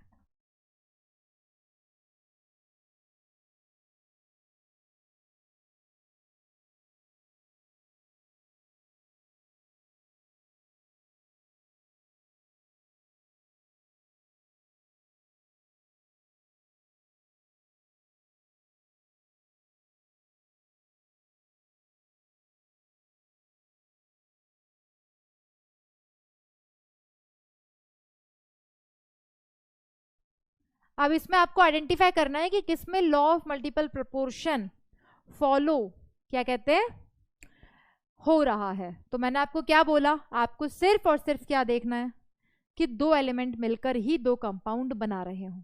तो आप देखना स्टार्ट करो। कैसे देखोगे तो बात करते हैं। फर्स्ट ऑप्शन में कितने एलिमेंट इन्वॉल्व हुए हैं तो बात करते हैं सीजियम, पोटेशियम, ऑक्सीजन, हाइड्रोजन। ये ऑप्शन कंपटीशन से बाहर, क्योंकि इन कंपाउंड्स में 4 एलिमेंट इन्वॉल्व हुए हैं। नेक्स्ट हमने बात की सेकंड ऑप्शन की, कंपाउंड 4-5 हैं, कोई दिक्कत नहीं है, लेकिन उसमें एलिमेंट कितने इन्वॉल्व हुए हैं, नाइट्रोजन, ऑक्सीजन। सिर्फ 2 एलिमेंट मिलकर सारे कंपाउंड्स बना रहे हैं, तो इसमें तो law of multiple proportion follow हो रहा है। नेक्स्ट इसमें नहीं हो रहा भाई, इसमें भी 3 एलिमेंट इन्वॉल्व है, कार्बन, नाइट्रोजन, ऑक्सीजन, और इसमें भी कितने एलिमेंट इन्वॉल्व है, सोडियम, मैग्नीशियम, ऑक्सीजन, हाइड्रोजन। तो ये भी कंपटीशन से बाहर। तो सिर्फ क्या देखना था, 2 एलिमेंट्स फॉर्म 2 और मोर कंपाउंड्स, तो सिर्फ उसमें law of multiple proportion follow होगा। तो आई होप आपको एक क्वेश्चन क्लियर हो गया होगा बेटा। ये ट्रिक का आपको ध्यान रखना है, आपको कभी भी लॉ प्रूफ करने के लिए नहीं आएगा, मास रेशियो को भी निकालने के लिए नहीं आएगा। आपको बस क्या देखना है कि जितने भी कंपाउंड्स बन रहे हो उसमें सिर्फ 2 एलिमेंट अगर इन्वॉल्व हुए हैं तो वहां पे law of multiple proportion follow हो रहा है। नेक्स्ट लॉ हमारे पास है बेटा, that is law of reciprocal proportion. फिर से बता दूं बेटा, मोस्ट ऑफ द एनसीईआरटी में ये लॉ मेंशन नहीं है, लेकिन इसको मैं एडिशनली करवा रही हूँ। आपकी इच्छा है आप करना चाहो, आपकी इच्छा आप नहीं करना चाहो, क्योंकि सालों पहले जेई में इसके सवाल जरूर थे, जेई मेंस में। ठीक है, तो क्या कहता है, that is again proposed by Richter. Scientist का नेम इतना इंपॉर्टेंट नहीं है। ये लॉ का स्टेटमेंट भी बहुत कंफ्यूजिंग सा है, लेकिन इसका सिग्निफिकेंस वही है। ये भी यही बताना चाहता है कि भाई एलिमेंट्स आपस में हमेशा एक फिक्स्ड रेशियो में कंबाइन होते हैं। लेकिन इसने भी कैसे इस चीज को समझाया है वो हम करते, फिर मैंने इसका भी ट्रिक ऑलरेडी लिखा हुआ है, तो स्टार्टिंग में आप ट्रिक पे ना देखो, क्योंकि फिर मैं इसको आपको समझाऊंगी तो आप सिर्फ ट्रिक ही देखते रह जाओगे। क्या कहता है ये law, When two elements combine with fixed mass of third element, जब दो एलिमेंट आपस में कंबाइन होते हैं तीसरे एलिमेंट के फिक्स मास के साथ, देन द रेशियो, वो रेशियो जिसमें ये एलिमेंट आपस में कंबाइन हुए हैं, in which they combine with each other are, या तो वो रेशियो सेम हो सकता है या फिर वो एक सिंपल होल नंबर मल्टीपल हो सकता है, होल नंबर या मल्टीपल रेशियो हो सकता है। तो ध्यान से देखना, कोई भी तीन एलिमेंट ले लेते हैं, हमने ले लिया कार्बन, यहां पे ले लेते हैं कार्बन, हाइड्रोजन, ऑक्सीजन। हमने यहाँ पर तीन एलिमेंट को इन्वॉल्व किया है, एक लिया हमने कार्बन, एक लिया हमने हाइड्रोजन और एक लिया हमने ऑक्सीजन। इन दोनों एलिमेंट ने मिलकर क्या बनाया बेटा, देखना ध्यान से, क्या बनाया, CH4। इन दोनों एलिमेंट ने मिलकर क्या बनाया, H2O। और इन दोनों एलिमेंट ने मिलकर क्या बनाया, मान लो CO2। अब ये जो तीनों कंपाउंड हैं, इसमें हम क्या करेंगे, किसी भी दो कंपाउंड के एक एलिमेंट का मास फिक्स कर देते हैं। तो सबसे पहले उसके लिए हमें इनका मास रेशियो लिखना पड़ेगा। तो यहाँ पे इसका कितना है बेटा, कार्बन का 12, हाइड्रोजन 4 है तो 4 हो गया। यहाँ पे इसका मास कितना हो गया, 12:32। और यहाँ पे मास रेशियो क्या हो गया, 2:16। अब इस केस में किसी भी दो कंपाउंड में एक एलिमेंट का मास फिक्स कर लेते हैं। तो हमने CO2 और CH4 में, हमने CO2 और CH4 में कार्बन का मास फिक्स दिख रहा था, इधर भी 12 था, इधर भी 12 था। तो उसके साथ वाले एलिमेंट कौन थे, हाइड्रोजन और ऑक्सीजन। तो यहाँ पे हाइड्रोजन का कितना था, 4, और यहाँ पे ऑक्सीजन का कितना था, 32। रेशियो कितना आ रहा है, 1:8। दो कंपाउंड में एक एलिमेंट का मास फिक्स किया, कर दिया। फिर उसके साथ वाले जो एलिमेंट्स हैं हाइड्रोजन और ऑक्सीजन, का मास रेशियो कितना आ रहा है, 1:8। वो तीसरे कंपाउंड के मास रेशियो के साथ सिमिलर भी हो सकता है और उसका मल्टीपल भी हो सकता है, यानी कि उसकी टेबल में आने वाला उसका मल्टीपल कहलाता है। अगेन बेटा ये लॉ भी बहुत कॉम्प्लिकेटेड सा दिखाई दे रहा है, आपको याद रखनी है ये इजी सी ट्रिक। आपको दो चीज देखनी है, कभी भी अगर आपको पहचानना हो कि यहां पर law of reciprocal proportion follow हो रहा है या नहीं, तो आपको ये दोनों चीजें देखनी है स्टेप वाइज। पहला स्टेप कि ओनली 3 एलिमेंट फॉर्म्स 3 कंपाउंड। पहली बात क्या देखोगे कि जो आपको ऑप्शन दिया है उसमें सिर्फ क्या होने चाहिए, उसमें सिर्फ 3 एलिमेंट इन्वॉल्व होने चाहिए, सिर्फ 3 एलिमेंट इन्वॉल्व होने चाहिए, और वो सिर्फ 3 कंपाउंड बना रहे हों। जैसे कि मल्टीपल में क्या देख रहे थे हम, 2 एलिमेंट मैनी कंपाउंड्स, और एक एलिमेंट कॉमन होना चाहिए 2 कंपाउंड्स में, सिर्फ और सिर्फ 2 कंपाउंड्स में। एक बार इसको ध्यान से पढ़ो, फिर मैं आपको इस पे क्वेश्चन करवाती हूँ।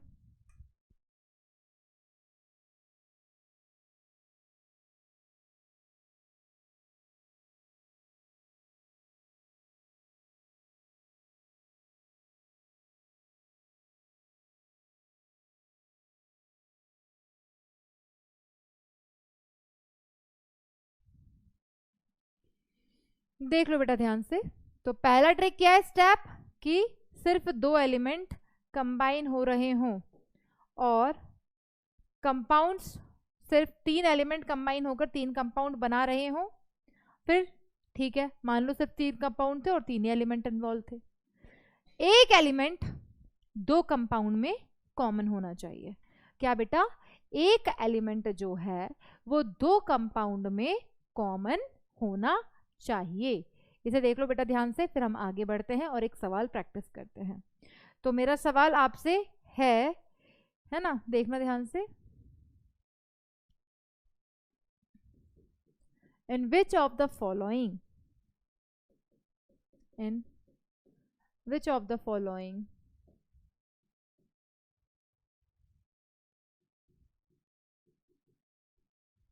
law of reciprocal proportion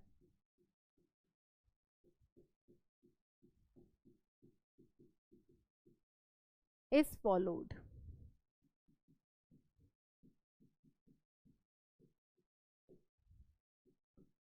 First option,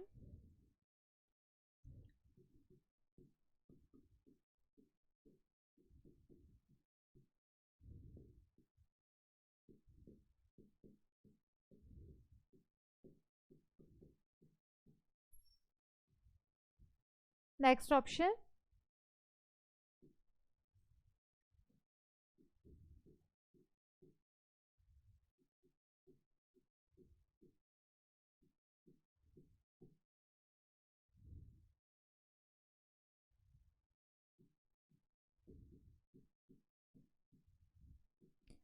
अब एक बार इस क्वेश्चन को बेटा ट्राई करो, उसके बाद हम डिस्कस करते हैं, ठीक है। ट्राई करो बेटा आप लोग इसे, जल्दी से इस क्वेश्चन को ट्राई करो। तो क्या बेटा आपने सॉल्व, क्या कहना था, क्या करना था, क्या देखना था इस सवाल में कि किस में law of reciprocal proportion follow हो रहा है। तो रेसिप्रोकल प्रोपोर्शन देखने के लिए मैंने आपको ट्रिक लिखवाया, और ट्रिक में मैंने आपको क्या बताया बेटा, पहली कंडीशन आपको देखनी है कि जो भी कंपाउंड बन रहे हैं वो सिर्फ 3 एलिमेंट से मिलकर बने और 3 ही कंपाउंड बने। दूसरी कंडीशन थी एक एलिमेंट 2 कंपाउंड्स में कॉमन होना चाहिए सिर्फ। तो पहला ऑप्शन देखते हैं हम। पहले ऑप्शन में क्या दिया हमें, पहले ऑप्शन में हमने देखा इन 3 कंपाउंड में कौन से एलिमेंट्स इन्वॉल्व थे। तो कार्बन था, ऑक्सीजन था, नाइट्रोजन था। तो पहली कंडीशन तो फॉलो हो रही है कि 3 एलिमेंट मिलकर 3 कंपाउंड बना रहे हैं, लेकिन एक एलिमेंट 2 कंपाउंड में कॉमन होना चाहिए। और हमने देखा कि ऑक्सीजन तो तीनों में ही था, तो ये ऑप्शन कंपटीशन से बाहर। नाइट्रोजन एक ही में था, कार्बन 2 में था। तो ये कंडीशन सभी एलिमेंट्स के लिए फॉलो होनी चाहिए कि कोई भी एक एलिमेंट 2 ही कंपाउंड में कॉमन होना चाहिए। तो ये ऑप्शन कंपटीशन से बाहर। नेक्स्ट देखो बेटा, इसमें कौन कौन से एलिमेंट इन्वॉल्व थे, कार्बन था, हाइड्रोजन था और ऑक्सीजन इन्वॉल्व था। सेकंड ऑप्शन ध्यान से देखो बेटा, कार्बन इन्वॉल्व था, हाइड्रोजन था और ऑक्सीजन था। अब इस केस में 3 एलिमेंट मिलकर 3 कंपाउंड बना रहे हैं, पहली कंडीशन फॉलो अप हो रही है। दूसरी कंडीशन क्या थी, एक एलिमेंट 2 कंपाउंड में कॉमन होना चाहिए। तो एक एलिमेंट जैसे कार्बन इसमें कॉमन है, हाइड्रोजन इसमें कॉमन है और ऑक्सीजन इसमें और इसमें कॉमन है। तो हमने क्या देखा, हर एलिमेंट सिर्फ 2 कंपाउंड में कॉमन होना चाहिए। तो that will be the correct answer, और इसके लिए law of reciprocal proportion follow होगा। आप चाहो तो बनाकर देख लो, है ना, कंडीशन फॉलो होंगी सारी की सारी। थर्ड देखो, 3 एलिमेंट मिलकर 3 कंपाउंड बना है, पहली कंडीशन फॉलो हो रही थी, हाइड्रोजन, ऑक्सीजन और कार्बन थे, लेकिन ऑक्सीजन तो तीनों में ही कॉमन है। तो ये ऑप्शन कॉम्पिटिशन से बाहर। सो correct answer here will be option second. देख लो बेटा ध्यान से, एक पहली कंडीशन क्या है कि 3 एलिमेंट मिलकर 3 कंपाउंड बना है और एक एलिमेंट 2 कंपाउंड में कॉमन होना चाहिए। आगे हम बढ़ते हैं और नेक्स्ट हम बात करते हैं गैलुसेक्स लॉ के बारे में। क्या कहता है बेटा, पहले 4 लॉज जो थे वो मैंने आपको बताया था कि वो किस पे बेस्ड है, वो हमारे बेस्ड है दैट इज ऑन मास। अब हम बात कर रहे हैं लास्ट के 2 लॉ की, और वो बेस्ड है बेटा वॉल्यूम। हम मैटर के वॉल्यूम के रिस्पेक्ट में बात करते हैं। क्या कहता है बेटा Gay Lussac's law of gaseous volume, ये कहता है that according to this law volume of gaseous reactants and products, एक रिएक्शन में जो गैसियस स्टेट में, जिनका फिजिकल स्टेट कैसा हो बेटा, गैस हो, जो गैसियस स्टेट में एग्जिस्ट करते हैं, are in simple whole number ratio. वो आपस में कैसे होते हैं, सिंपल होल नंबर रेशियो में होते हैं। यानी कि एलिमेंट आपस में जब भी कंबाइन होकर प्रोडक्ट बना रहे हैं और वो गैसियस स्टेट में है, तो उनका जो रेशियो है वो हमें सीधा सीधा उनके वॉल्यूम का रेशियो भी दे रहा है। तो इसका एक ड्रॉबैक भी है, दैट इज ओनली एप्लीकेबल, ये सिर्फ किसके लिए एप्लीकेबल है, गैसियस रिएक्शन के लिए, यानी कि जिसमें कम से कम 2 गैसियस रिएक्टेंट या प्रोडक्ट इन्वॉल्व हो। रिएक्शन देखो ध्यान से बेटा, 2 हाइड्रोजन ऑक्सीजन के साथ रिएक्ट करके H2O बना रहे हैं। तो यहाँ पे क्या लिखा हुआ है भाई, H2O2 और H2O का रेशियो क्या है, 2:1:2। तो that same is the volume of their volume ratio. Clear, देख लो बेटा ध्यान से। That is all about Gay Lussac's law. इससे ज्यादा नहीं जाना है। तो जब भी कंडीशंस सेम हो, यानी कि टेम्परेचर प्रेशर सेम हो, तो उस केस में हमारे पास जो उनका रिएक्टेंट्स प्रोडक्ट्स का रेशियो होता है वो सीधा सीधा हमें उनके वॉल्यूम का रेशियो दे देता है। That is all about that Gay Lussac's law. Gay Lussac law और एवोगैड्रो लॉ में बहुत माइनर सा डिफरेंस है, वो भी मैं आपको समझाऊंगी। क्लियर, जिसको लिखना है बेटा पॉज करके लिख लेना। नेक्स्ट लॉ की बात करते हैं, एवोगैड्रो लॉ। एवोगैड्रो लॉ क्या कहता है, at same conditions of temperature and pressure. मान लो कोई भी रिएक्शन प्रोसीड हो रही है और उसका टेम्परेचर और प्रेशर जो है वो सेम है, यानी कि वो हमने चेंज नहीं किया है, तो उस केस में जो हमारे पास नंबर ऑफ मोल्स हैं या नंबर ऑफ मॉलिक्यूल्स हैं उन रिएक्टेंट्स और प्रोडक्ट्स के, वो सीधा सीधा हमें उनके मोल का रेशियो जो है वो वॉल्यूम के रेशियो के प्रोपोर्शनल होगा, या वॉल्यूम का रेशियो मोल के रेशियो के प्रोपोर्शनल होगा। यानी कि किसका कितना मॉलिक्यूल या किसका कितना मोल प्रेजेंट है वो सीधा सीधा हमें उसके वॉल्यूम के बारे में भी बता रहा है। अब आपके मन में सवाल आ रहा होगा, मैम सेम चीज तो गैलुसेक ने कही थी। नहीं बेटा, उन्होंने सिर्फ गैसियस रिएक्टेंट्स एंड प्रोडक्ट्स के लिए डिफाइन किया था, इन्होंने हर चीज के लिए डिफाइन किया, बट कंडीशन यह है कि यहाँ पर टेम्परेचर प्रेशर सेम होना चाहिए। मतलब अगर टेम्परेचर प्रेशर चेंज हुआ है तो इस लॉ को हम वहां पर अप्लाई नहीं कर सकते। According to him at condition of same temperature and pressure, यानी कि जब टेम्परेचर और प्रेशर क्या है, कांस्टेंट है, जब वो चेंज नहीं हो रहा, equal volume of all gases contain equal number of molecules. इस लॉ को पहले दिया था बर्जीलियस जी ने, साइंटिस्ट जी ने, और उन्होंने एक माइनर मिस्टेक किया था कि मॉलिक्यूल की जगह उन्होंने एटम वर्ड यूज किया था। एटम क्या है, उसका सिंपलेस्ट पार्ट है, सिंपलेस्ट यूनिट है, smallest part of any molecule, any compound, any element. तो वो गलत हो गया, वो एप्लीकेबल नहीं हो पा रहा था, तो उसको करेक्ट किया था एवोगैड्रो जी ने। तो इस एवोगैड्रो लॉ को एक और लॉ के नाम से जाना जाता है, और इसे हम और क्या कहते हैं, that is modified Berzelius hypothesis. Modified Berzelius hypothesis, ठीक है। तो that all gases contain equal number of moles, molecules, atoms, ठीक है। तो बर्जीलियस जी ने क्या कहा था, अब उनका जिक्र हुआ है तो उनका लॉ भी कंसीडर कर लेते हैं। उन्होंने कहा था at condition of same temperature and pressure, यानी कि जब टेम्परेचर और प्रेशर क्या होगा, सेम होगा, यानी कि उसमें कोई वेरिएशन नहीं आ रहा होगा। जितनी भी गैसेस हैं, all gases contain equal number of atoms. तो गलती कहाँ की थी उन्होंने, यहाँ पे, बस यही डिफरेंस है, माइनर सा यही डिफरेंस है, यहाँ पे इसकी जगह मॉलिक्यूल्स है। क्लियर। तो according to Avogadro law volume is proportional to number of moles. देख लो बेटा, फिर इसके सिग्निफिकेंस के बारे में भी बात करते हैं। सिग्निफिकेंस यही था कि उन्होंने करेक्शन किया था, एटम्स की जगह मॉलिक्यूल्स आएगा, क्योंकि हम किसी भी रिएक्शन को अगर देखते हैं, मान लो N2 + 3H2 फॉर्म्स 2 अमोनिया, ये रिएक्शन बैलेंस्ड है। तो अब मैं यहां पर ये कह सकती हूं इनका कोफिशिएंट देखकर कि इसका 1 मोल है, इसका 3 मोल है, या इसके 2 मोल्स हैं। तो मैं बोल सकती हूँ कि इसका वॉल्यूम भी 1 लीटर, इसका 3 लीटर, इसका 2 लीटर होगा। लेकिन अगर इनका रेशियो इस तरीके से, तो मैं ये तो नहीं कह सकती ना 3 atoms of hydrogen. Atoms word यहाँ पे गलत था, क्योंकि यहाँ पर टोटल एटम्स हाइड्रोजन के 6 है। तो हम इनके कोफिशिएंट, इनके मोल्स, इनके नंबर ऑफ मॉलिक्यूल्स को देखकर उनका वॉल्यूम रेशियो बता सकते हैं, ना कि एटम्स का रेशियो देखकर। तो ये करेक्शन किया था एवोगैड्रो जी ने, इसलिए उनको मॉडिफाइड बर्जीलियस हाइपोथेसिस भी बोलते हैं। स्टेटमेंट एकदम सेम है, बस एक वर्ड का डिफरेंस है। तो यही इसका सिग्निफिकेंस है बेटा। क्या सिग्निफिकेंस है एवोगैड्रो लॉ का, equal value of volume of all the gases, equal volume of all the gases at same condition of temperature and pressure may or may not have equal number of atoms क्योंकि कुछ cases ऐसे हैं कि जहां पर atoms का number same हो सकता है लेकिन number of molecules are always equal, यानी कि वॉल्यूम हमेशा मोल के प्रोपोर्शनल होगा। तो यहाँ पे V रिप्रेजेंट कर रहा है वॉल्यूम को और N रिप्रेजेंट कर रहा है मोल्स को और I can say number of molecules को। देख लो बेटा, नोट डाउन कर लो पॉज करके।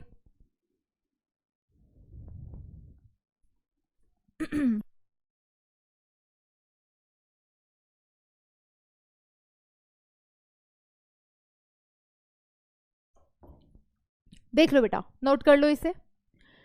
तो ये थे बेटा हमारे पास 6 लॉज ऑफ केमिकल कॉम्बिनेशन जो हमें बताते हैं एलिमेंट आपस में किस तरीके से कंबाइन होते हैं, है ना। एक और थ्योरी है हमारे पास, that is Dalton's atomic theory. क्या बेटा? That is Dalton's atomic theory. Dalton's atomic theory की अगर मैं बात करूं उससे पहले मैं एवोगाड्रो लॉ के कुछ बेसिक पॉइंट्स के बारे में बात करती हूँ, क्योंकि डाल्टन्स एटॉमिक थ्योरी भी जो दी गई थी वो इन्हीं सब चीजों पे बेस्ड है। डाल्टन्स एटॉमिक थ्योरी को हम कभी कभी स्ट्रक्चर ऑफ एटम में पढ़ाते हैं कुछ टीचर्स, मैंने यहीं पर डिस्कस किया है क्योंकि इसी के बारे में बात हो रही है। क्योंकि एवोगाड्रो ने जो लॉ दिया था पहले, जो बर्जीलियस को करेक्ट किया, तो एटम्स एंड मॉलिक्यूल्स की जो बात आई तो वहां पर एवोगाड्रो ने अपने कुछ और स्टेटमेंट्स भी दिए थे। उनका क्या कहना है? Atom is the smallest part of element, जो कि सही बात है। अगर Cl2 क्या है बेटा? Cl2 एक एलिमेंट है, गैसियस स्टेट में एग्जिस्ट करता है, एलिमेंटल स्टेट है मान लो। तो क्लोरीन क्या है? सिंगल क्लोरीन क्या है? एटम है। तो इन्होंने क्या कहा? एटम जो है स्मॉलेस्ट पार्ट होता है किसी भी एलिमेंट का, सही बात है। Which take part in a chemical reaction, जो कि केमिकल रिएक्शन में पार्टिसिपेट करता है, बिल्कुल सही बात है। एंड मे और may not have independent existence, कभी कभी ऐसा होगा कि उसकी इंडिपेंडेंट एग्जिस्टेंस होगी क्योंकि हो सकता है वो उसी स्टेट में एग्जिस्ट करता हो, लेकिन ये भी हो सकता है कि इंडिपेंडेंटली इसकी खुद की कोई एग्जिस्टेंस नहीं है, वो बात भी सही है। मॉलिक्यूल क्या है? Molecule is the smallest part of element, अब समझना बेटा। और compound which have independent existence, तो मॉलिक्यूल की इंडिपेंडेंट एग्जिस्टेंस होती है, जैसे कि H2O हो गया, O2, हम क्या बोलते हैं? मॉलिक्यूल, क्योंकि स्टेट में एग्जिस्ट करते हैं। Noble gases are gases not made up of molecule, बिल्कुल सही बात है। कौन है भाई noble gases? Helium, neon, argon, krypton, xenon, radon, ये जो गैसेस होती हैं ये क्या है? ये मॉलिक्यूल से बनी हुई नहीं होती, इस बात का हमेशा ध्यान रखना है। ये कभी भी मॉलिक्यूल से बनी हुई नहीं होती क्योंकि ये तो किसी के साथ कंबाइन ही नहीं करते। ये भी आप पढ़ोगे आगे जाकर क्लासिफिकेशन ऑफ एलिमेंट्स वाले चैप्टर में, है ना, पीरियोडिक टेबल वाले चैप्टर में। भाई इनका क्या होता है? ऑक्टेट कंप्लीट होता है। और जो स्टेबल होते हैं ना, वो ना किसी से कुछ लेना चाहते ना किसी को कुछ देना चाहते, तो ये किसी के साथ भी ना बॉन्डिंग नहीं करते। क्लियर? तो ये था बेटा एवोगाड्रो लॉ के बारे में फर्दर कुछ की पॉइंट्स। नोट कर लेना बेटा पॉज करके। नेक्स्ट अब हम बात करते हैं एक क्वेश्चन के बारे में। क्या बोला है बेटा इस क्वेश्चन में? What volume of O2 gas, क्या बोला है बेटा? O2 गैस का कितना वॉल्यूम, जिसे हम मेजर करेंगे किस पे? 0 डिग्री सेल्सियस एंड 1 atm। तो बेटा 0 डिग्री सेल्सियस क्या है? 0 डिग्री सेल्सियस टेम्परेचर। और प्रेशर कितना है? प्रेशर है यहां पर that is 1 atm is needed to burn completely, that is needed to burn completely 1 liter of propane gas measured under the same condition। बेटा प्रोपेन का फॉर्मूला होता है C3H8। अब आप में से मैक्सिमम बच्चे को हो सकता है ये फॉर्मूला ना पता हो क्योंकि किसी की 10th की ऑर्गेनिक वीक रही होगी। तो बेटा हाइड्रोकार्बन्स चैप्टर में, है ना, जो ऑर्गेनिक का पहला चैप्टर एक 10th में आया था, वहां पे आपको थोड़ा थोड़ा एल्केन्स के बारे में बताया होगा। तो प्रॉप वर्ड यूज होता है जिस पेरेंट चेन में 3 कार्बन होते हैं। तो प्रोपेन है ये। अब इस प्रोपेन को कंप्लीटली बर्न किया गया। बेटा जब भी कंबशन की बात हो, बर्न करने की बात हो, तो आपको हमेशा उस हाइड्रोकार्बन की रिएक्शन करानी है O2 के साथ, क्योंकि बिना ऑक्सीजन के आग नहीं लग सकती। तो जब भी हाइड्रोकार्बन जलता है, और अगर कंप्लीटली बर्न हुआ है, कंप्लीटली उसका कंबशन हुआ है, तो वहां से कौन सी दो गैसेस बनती हैं? CO2 और H2O। देखना बेटा ध्यान से, दैट हाइड्रोकार्बन जिसका नाम प्रोपेन है, इसे हमने बर्न किया कंप्लीटली, जिसने CO2 और H2O का फॉर्मेशन किया। अब ये बोल रहा है बताओ कितनी ऑक्सीजन नीडेड है इसे कंप्लीटली जलाने के लिए। तो अब यहां पे कौन सा लॉ लग रहा है? सीधा सीधा एवोगैड्रो लॉ लगा सकते हो। पहली बात, टेम्परेचर और प्रेशर जो है वो फिक्स है, वो चेंज नहीं हुआ। तो हमने अभी अभी पढ़ा है कि at same temperature and pressure volume of gases, reactant and products is directly proportional to their number of molecules और we can say number of moles. यानी कि हमें सिंपली इस रिएक्शन को बैलेंस करना है, और बैलेंस करके जो इसका कोफिशिएंट होगा वो सीधा सीधा हमें बताएगा कि कितना ऑक्सीजन नीडेड है। तो रिएक्शन बैलेंस करते हैं भाई, 3 कार्बन है तो यहाँ पे 3 कार्बन आ जाएगा। उसके बाद यहाँ पे 8 हाइड्रोजन है तो यहाँ पे हमने 4 लिख दिया। अब टोटल ऑक्सीजन कितनी हो गई? 3 to the 6 + 4 10 हो गई। तो यहाँ पे कितना लिखे कि ये बैलेंस हो जाए? 5। सो कितना ऑक्सीजन आया बेटा? 5 O2। So correct answer here will become that is 5 litre. I hope this is clear to all. देख लो बेटा ध्यान से, क्लियर है बेटा सबको? देख लो इसे ध्यान से। अब हम बात करते हैं next, that is about Dalton's atomic theory. हमें इसे समझना है बच्चों। मैं एक पोस्टुलेट को एलेबोरेट करके पूरा बताऊंगी, क्योंकि थ्योरी तो कहीं भी मिल जाएगी, एनसीईआरटी में भी मिल जाएगी और नोट्स तो बहुत जगह के आप इकट्ठे करके बैठे होंगे, लेकिन मेरा तो यही कहना है इसको प्रॉपर तरीके से लिखना बेटा, क्योंकि मैंने चुन चुन के आपके लिए नोट्स लिखे हैं। डाल्टन्स एटॉमिक थ्योरी, पहली बात इसका मतलब क्या है? डाल्टन ने एटम के बारे में जो थ्योरी दी थी, हम जब स्ट्रक्चर ऑफ एटम चैप्टर भी पढ़ेंगे तो बेटा अलग अलग साइंटिस्ट आए जिन्होंने अलग अलग थ्योरीज दी, सबने अपने कुछ व्यूज रखे, सबने अपने कुछ पॉइंट्स रखे। सेम उसी तरीके से सर डाल्टन जी ने भी अपने कुछ पॉइंट्स रखे थे एटम को समझाने के लिए। तो हर एक पोस्टुलेट को ध्यान से समझते हैं। पहला पोस्टुलेट क्या कहता है बेटा? कि एटम जो है ना वो इनडिविजिबल है। इनडिविजिबल, जिसको हम फर्दर डिवाइड नहीं कर सकते, जिसे हम फर्दर और छोटा नहीं कर सकते। मतलब एटम जो है वो स्मॉलेस्ट पार्ट होता है, स्मॉलेस्ट पार्टिकल होता है, एटम को फर्दर खोला नहीं जा सकता, ऐसा डाल्टन जी का कहना है।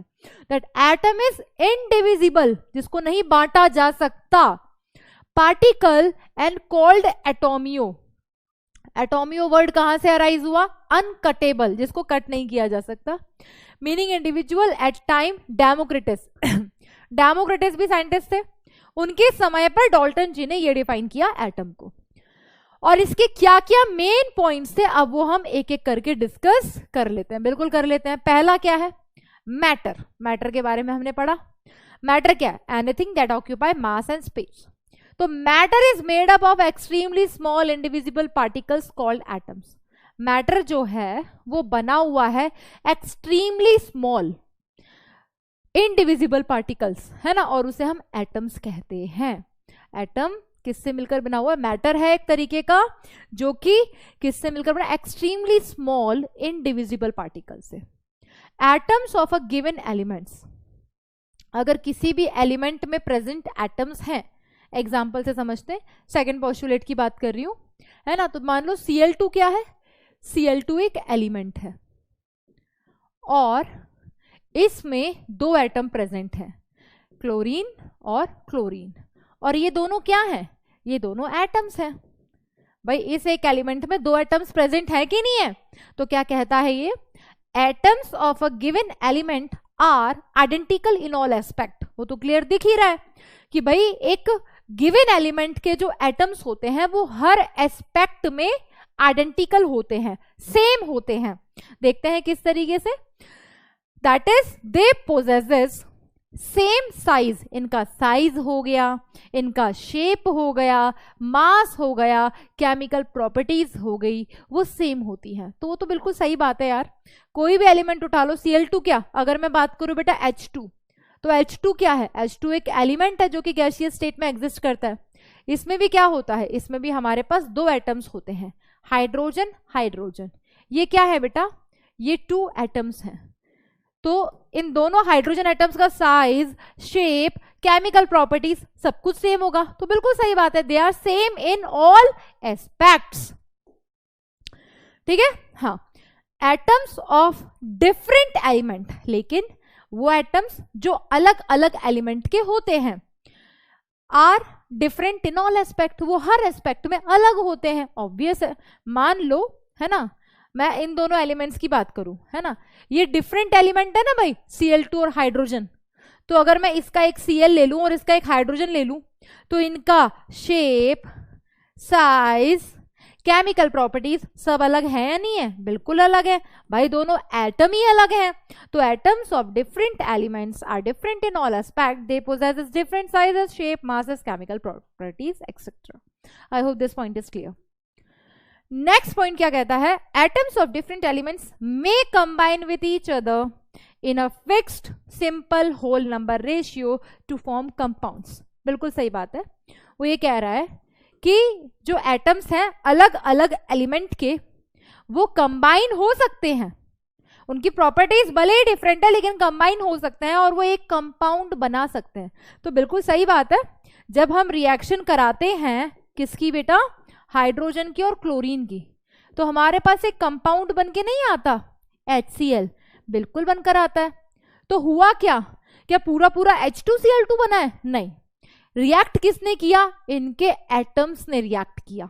तो वही लिखा हुआ है बेटा, that atoms of different elements, अलग अलग एलिमेंट्स के एटम्स जरूर आपस में कंबाइन हो सकते हैं in a fixed whole number ratio, बिल्कुल फिक्स्ड होल नंबर रेशियो 1:1 में कंबाइन हुए और एक कंपाउंड का फॉर्मेशन करते हैं। ठीक है जी, एटम्स के neither be created nor be destroyed in a chemical reaction, ये बात भी गलत हो गई, ना हम इन्हें क्रिएट कर सकते ना डिस्ट्रॉय कर सकते।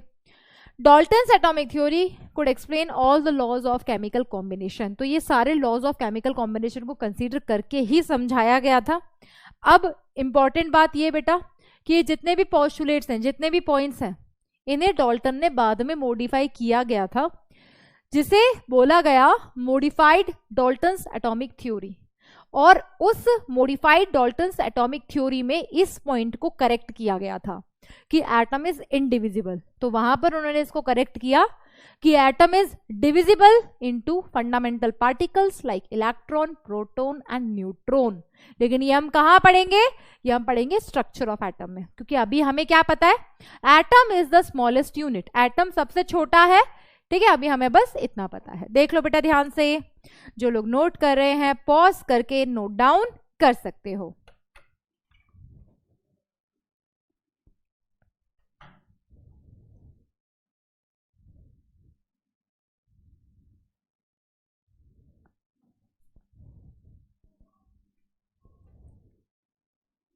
नोटेड है ना, इतनी जल्दी लिख तो नहीं पाओगे तो पॉज करके लिख लिया करना बेटा, ठीक है ना। नेक्स्ट अब हम बात करते हैं, दैट इज अबाउट एटॉमिक ये पॉइंट्स हो चुके हैं, repeated Dalton's atomic molecular theory. अब हम बात करते हैं बेटा कुछ इंपॉर्टेंट थिंग्स के बारे में जो आपको पता होनी चाहिए और जो आपको आपके मतलब जब आप आगे वाले चैप्टर्स में न्यूमेरिकल्स वगैरह करोगे तो आपको बहुत काम आएगा। तो वो पॉइंट्स भी मैं आपको लिखवा देती हूँ, आपको ये यूनिट्स याद होनी चाहिए अगली क्लास तक, ठीक है ना। तो वो हर चीज़ जो आपको सुनने को मिलेगा कि ये तो आपको आना ही चाहिए, ये तो आपको पता होना चाहिए था, ये तो आपने 10th में पढ़ लिया था। मैं किसी भी टॉपिक के लिए आपको ऐसा नहीं बोलूँगी, बट मेरा आपसे यही कहना है बच्चों कि जो चीज़ मैं क्लास में करा दूँ उसके बाद आई विल एक्सपेक्ट दिस कि तुम उसको पक्का पढ़कर आओगे, उसको समझ कर आओगे, उसको रिवाइज करके आओगे। लास्ट क्लास में मैंने बहुत ही बेसिक टॉपिक्स पढ़ाए, मुझे कोई इसमें गिल्ट नहीं है कि मैंने वो टॉपिक्स क्यों पढ़ाए, क्योंकि मैक्सिमम लोग उसको पढ़ाएंगे भी नहीं, इतना लेट बैच शुरू होने पर की पॉइंट्स पढ़ाएंगे। पर मेरे को यही था कि मैं ये मानकर चल रही हूँ कि मेरे बच्चों को मुझे जीरो से पढ़ाना है। जिसको आता है बहुत अच्छी बात है, उस चीज़ को स्किप कर सकता है, बट आप खुद फील करोगे कि जब हमारा जीरो से स्टार्ट होता है उसके बाद हमें जब हीरो बनना होता है ना, तो उसके लिए हमारे बेस बहुत काम आता है कि हमारा बेस कितना स्ट्रांग है, हमें कितना अच्छे से चीज़ें समझ में आ रही है, हम कितना अच्छे से अपने बेसिक टॉपिक्स को बहुत अच्छे से रिवाइज करके आए हैं। हमें डेसी सेंटी मिली माइक्रो क्या है, ऑन द टिप्स होना चाहिए, समझ आ रहा है? ये बार बार काम आएगा। अब एक और चीज कुछ ऐसी ही मैं डिस्कस करने वाली हूँ, उसमें से काफी बच्चों को लगेगा ये तो हमें आता था, और काफी को लगेगा हाँ यार चलो अब हमें आ गया।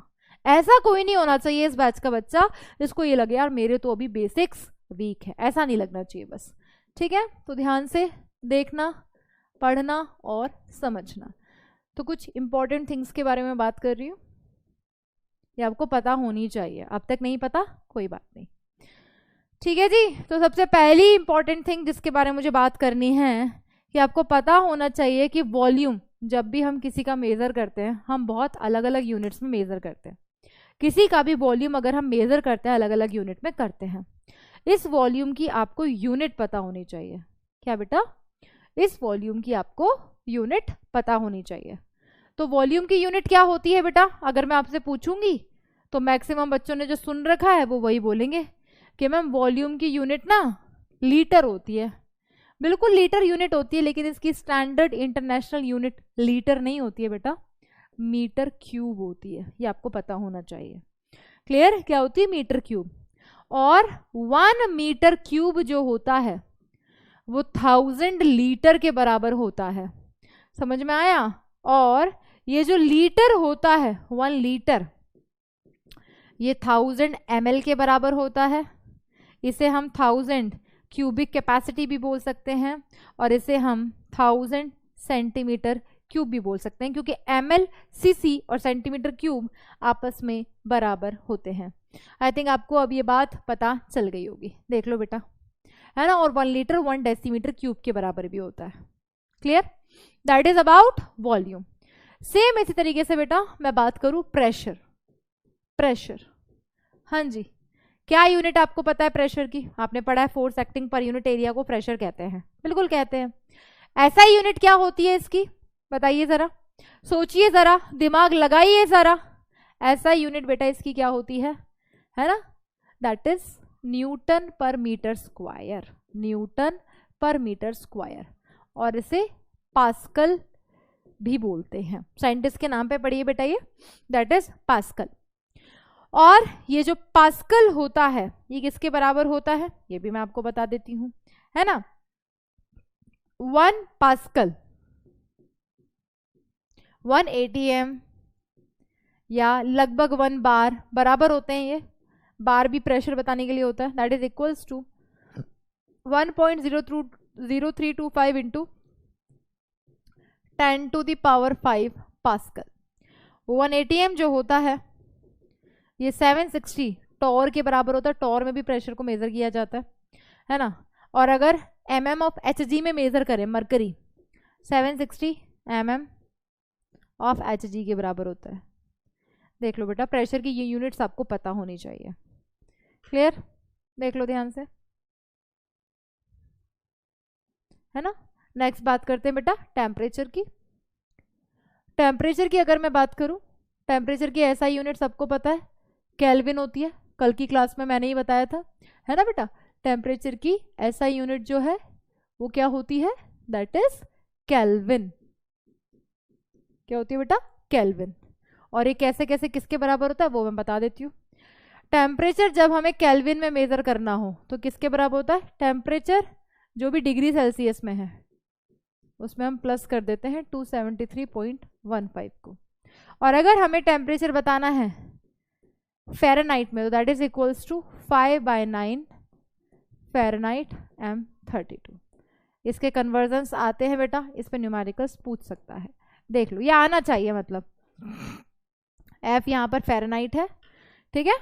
और डिग्री सेल्सियस तो आपको पता ही है। देख लो बच्चों सभी ध्यान से,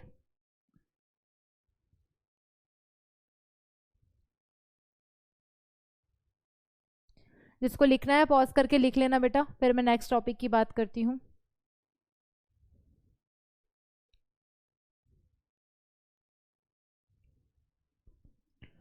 क्लियर? ये चीजें आपको पता होनी चाहिए। बाकी जूल और अर्ग वाले कन्वर्जन मैं आपको वहीं पे करवा दूंगी, ठीक है? नेक्स्ट अब हम बात करते हैं अबाउट मोल कॉन्सेप्ट, है ना? स्टार्ट कर देते हैं बेटा आज की क्लास में about mole concept. Next class में भी ये टॉपिक कंटिन्यू रहेगा, क्योंकि ये टॉपिक अपने आप में थोड़ा सा वास्ट है बेटा, बड़ा टॉपिक है। दिक्कत वाली कोई बात नहीं है, क्वेश्चन बहुत प्रैक्टिस में आपको इस पे करवाने वाली हूँ, इसलिए मैं बोल रही हूँ कि ये टॉपिक थोड़ा सा हमारे लिए कैसा रहेगा बेटा, बड़ा रहेगा। तो अब इसको समझेंगे और देखेंगे ध्यान से क्या बोला है इस टॉपिक में और क्या इसका सिग्निफिकेंस है। मोल वर्ड कहाँ से आया इसके बारे में भी मैं आपको जरूर बताऊंगी। देखो, अगर मैं आपको बोलूं 1 डजन, तो आपके दिमाग में क्या स्ट्राइक करता है? आपके दिमाग में स्ट्राइक करता है 12, है ना। स्ट्राइक कैसे कर रहा है? आपको बताया गया कभी ना कभी। अगर आपको नहीं पता होता तो आपको डजन का वैल्यू कभी नहीं पता होता, है ना। 1 डजन, 1 डजन बनाना, आप कभी मार्केट से खरीद रहे हो या कोई भी चीज, तो वो चीज हमें पता है। सेम उसी तरीके से बेटा मोल का एक सिग्निफिकेंस है। जब हम यूनिट्स के बारे में पढ़ रहे थे तो मैंने कहा था अमाउंट ऑफ सब्सटेंस को मेजर किया जाता है मोल में। तो जैसे ही बेटा वर्ड आता है ना 1 मोल, आपको एक चीज क्लियर होना चाहिए कि 1 मोल, एक मोल मतलब, मोल का अपने आप में क्या मतलब है? दैट इज 6.02 इंटू 10⁻23, जिसे एवोगैड्रो नंबर और एवोगैड्रो कांस्टेंट के नाम से भी जाना जाता है। क्या बेटा? एवोगैड्रो नंबर, या और किस नाम से जाना जाता है? एवोगैड्रो कांस्टेंट के नाम से जाना जाता है। क्या होता है वो मैं आपको समझा देती हूं। जैसे कि मैंने बोला कि मैंने आप लोगों के अकाउंट में 1 मोल रुपीज ट्रांसफर किए, जो कि मैं कभी भी नहीं करने वाली, है ना। अगर मैंने आपके अकाउंट में 1 मोल रुपीज ट्रांसफर किए तो इसका क्या मतलब है बताओ? 1 मोल रुपीज ट्रांसफर करने का सिंपल सा मीनिंग है कि मैंने आपके अकाउंट में 6.02 इंटू 10⁻23 रुपीज ट्रांसफर किए। मैं आपको सिग्निफिकेंस समझाना चाह रही हूं।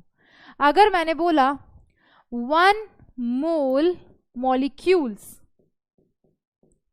तो 1 मोल मॉलिक्यूल्स का क्या मतलब है? That is 6.02 into 10⁻23 molecules. इसे हम क्या बोलेंगे? That is 1 mole molecules. तो बस बेटा मोल में बहुत सारी चीजें आएंगी। अगर मैंने बोला 1 मोल पार्टिकल्स, 1 मोल पार्टिकल्स, तो आपके दिमाग में क्या स्ट्राइक करेगा? 6.02 इंटू 10⁻23 पार्टिकल्स। अगर मैंने आपको बोला 1 मोल आयंस, तो आपके दिमाग में क्या स्ट्राइक करेगा? 6.02 इंटू 10⁻23 आयंस। तो ये मैं आपको 1 मोल का सिग्निफिकेंस बता रही हूं, लेकिन ये कॉन्सेप्ट आया कैसे, इसका स्टार्ट कहां से हुआ, तो उसके लिए हमें कुछ बेसिक चीजें पढ़नी पड़ेंगी, क्योंकि इसका तो कॉन्सेप्ट पे न्यूमेरिकल में आपको बहुत इजी तरीके से सिखाने वाली हूं।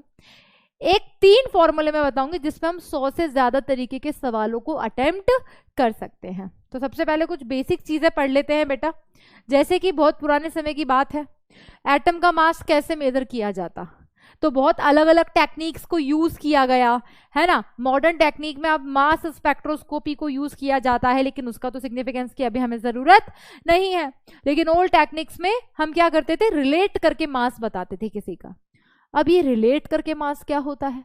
जैसे कि बेटा मुझे, अगर आपने कभी देखा हो, अब तो वेइंग मशीन सब जगह आ चुकी है, लेकिन आप कहीं अगर छोटी जगह जाते हो, किसी रूरल एरिया में जाते हो, है ना, वहां पर आप देखना कि सब्जी वाले जो होते हैं ना, उनके पास 50 ग्राम का या मतलब 250 ग्राम का वाट नहीं होता। तो वो क्या करते हैं? एजम्पशन लेके चलते हैं, एक छोटा सा पत्थर रख लेते हैं। वो पत्थर क्यों रखा? रिलेट करके मेजर करके दे रहे हैं, मान कर चल रहे हैं। तो सेम उस तरीके से बेटा उस टाइम पे हम एटम का मास कैसे मेजर करते हैं? एटम पे बहुत सारी स्टडी भी हुई, ये भी पता चला कि एटम के अंदर इलेक्ट्रॉन, प्रोटॉन, न्यूट्रॉन होते हैं, जिसमें सबसे ज्यादा मास तो प्रोटॉन और न्यूट्रॉन का होता है as compare to electron. Electron का मास तो बहुत कम होता है। जहां से एटॉमिक मास जैसी टर्म आई, तो हम क्या करते हैं? जब भी हमें एटम का मास मेजर करना होता है तो हम न्यूट्रॉन और प्रोटॉन को प्लस कर देते हैं, कितने हैं, तो वहां से हम किसी भी एटम का मास डिफाइन करते हैं। लेकिन उस मास को सबसे पहले कैसे डिफाइन किया गया? तो ये जो इलेक्ट्रॉन प्रोटॉन का मास है, ये कैसे मेजर हुआ, उसके पीछे की कहानी मैं आपको बता रही हूँ।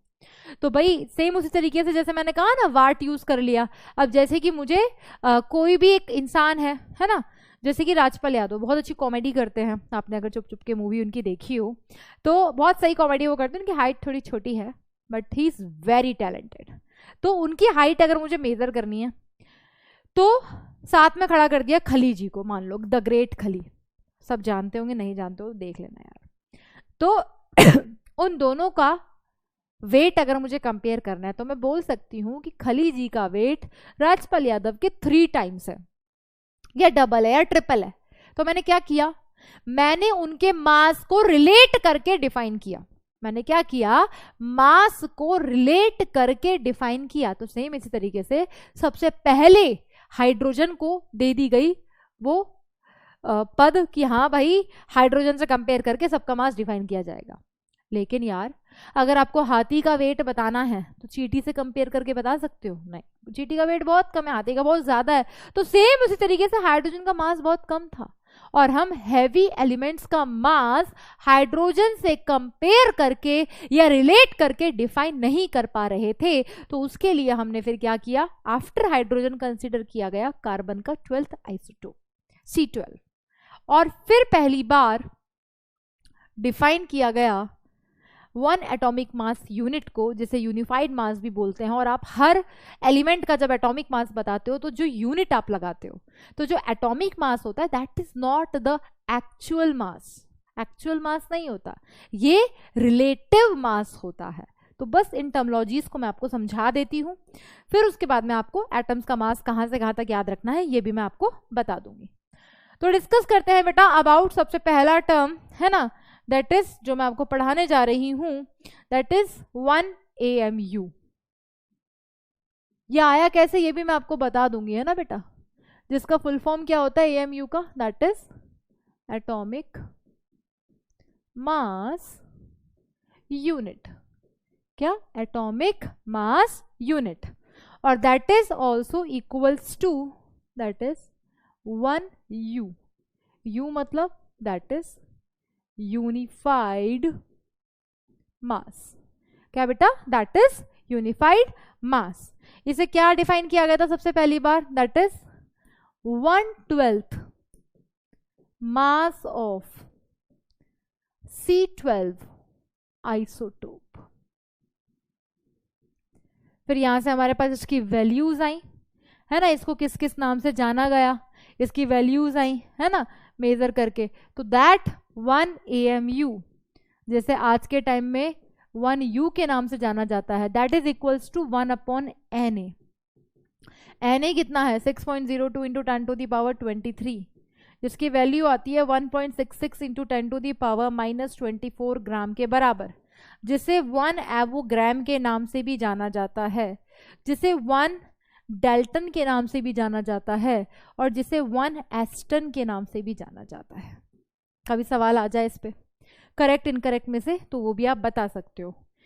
क्लियर? तो ये इसकी वैल्यूज होती हैं। ये आया कैसे ये मैं आपको थोड़ा सा बता देती हूँ, देखो ध्यान से। हालांकि ये मैं आपको एटॉमिक स्ट्रक्चर वाले चैप्टर में ऑलरेडी बताने वाली थी, बट क्योंकि बेसिक्स स्ट्रॉन्ग होने चाहिए तो ये तो मुझे आपको बताना ही पड़ेगा। देखो ध्यान से, आप जब भी पीरियोडिक टेबल देखते हो या बुक में किसी भी एलिमेंट का नाम देखते हो तो वो एलिमेंट आपको किस तरीके से दिखाई देता है, उसका सिंबल इस तरीके से होता है, रिप्रेजेंटेशन ऑफ एन एलिमेंट, है ना। नीचे Z होता है, ऊपर A होता है। तो अब मैं आपको इसके बारे में समझा देती हूँ कि यहाँ पे कौन सी चीज क्या रिप्रेजेंट करती है।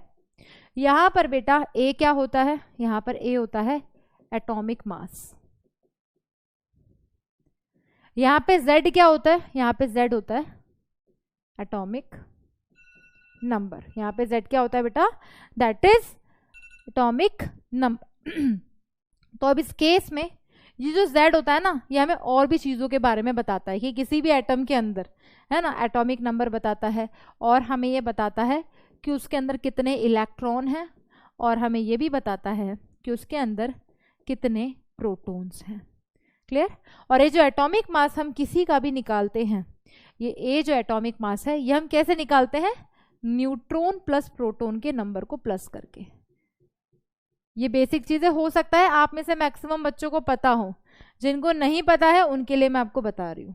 अगर हमें किसी के न्यूट्रॉन्स निकालने हैं कि उसमें कितने हैं, तो हम क्या करते हैं, a माइनस जेड, यानी कि mass number minus atomic number कर देते हैं, जिससे हम उसके अंदर कितने न्यूट्रॉन्स प्रेजेंट हैं ये भी बता सकते हैं।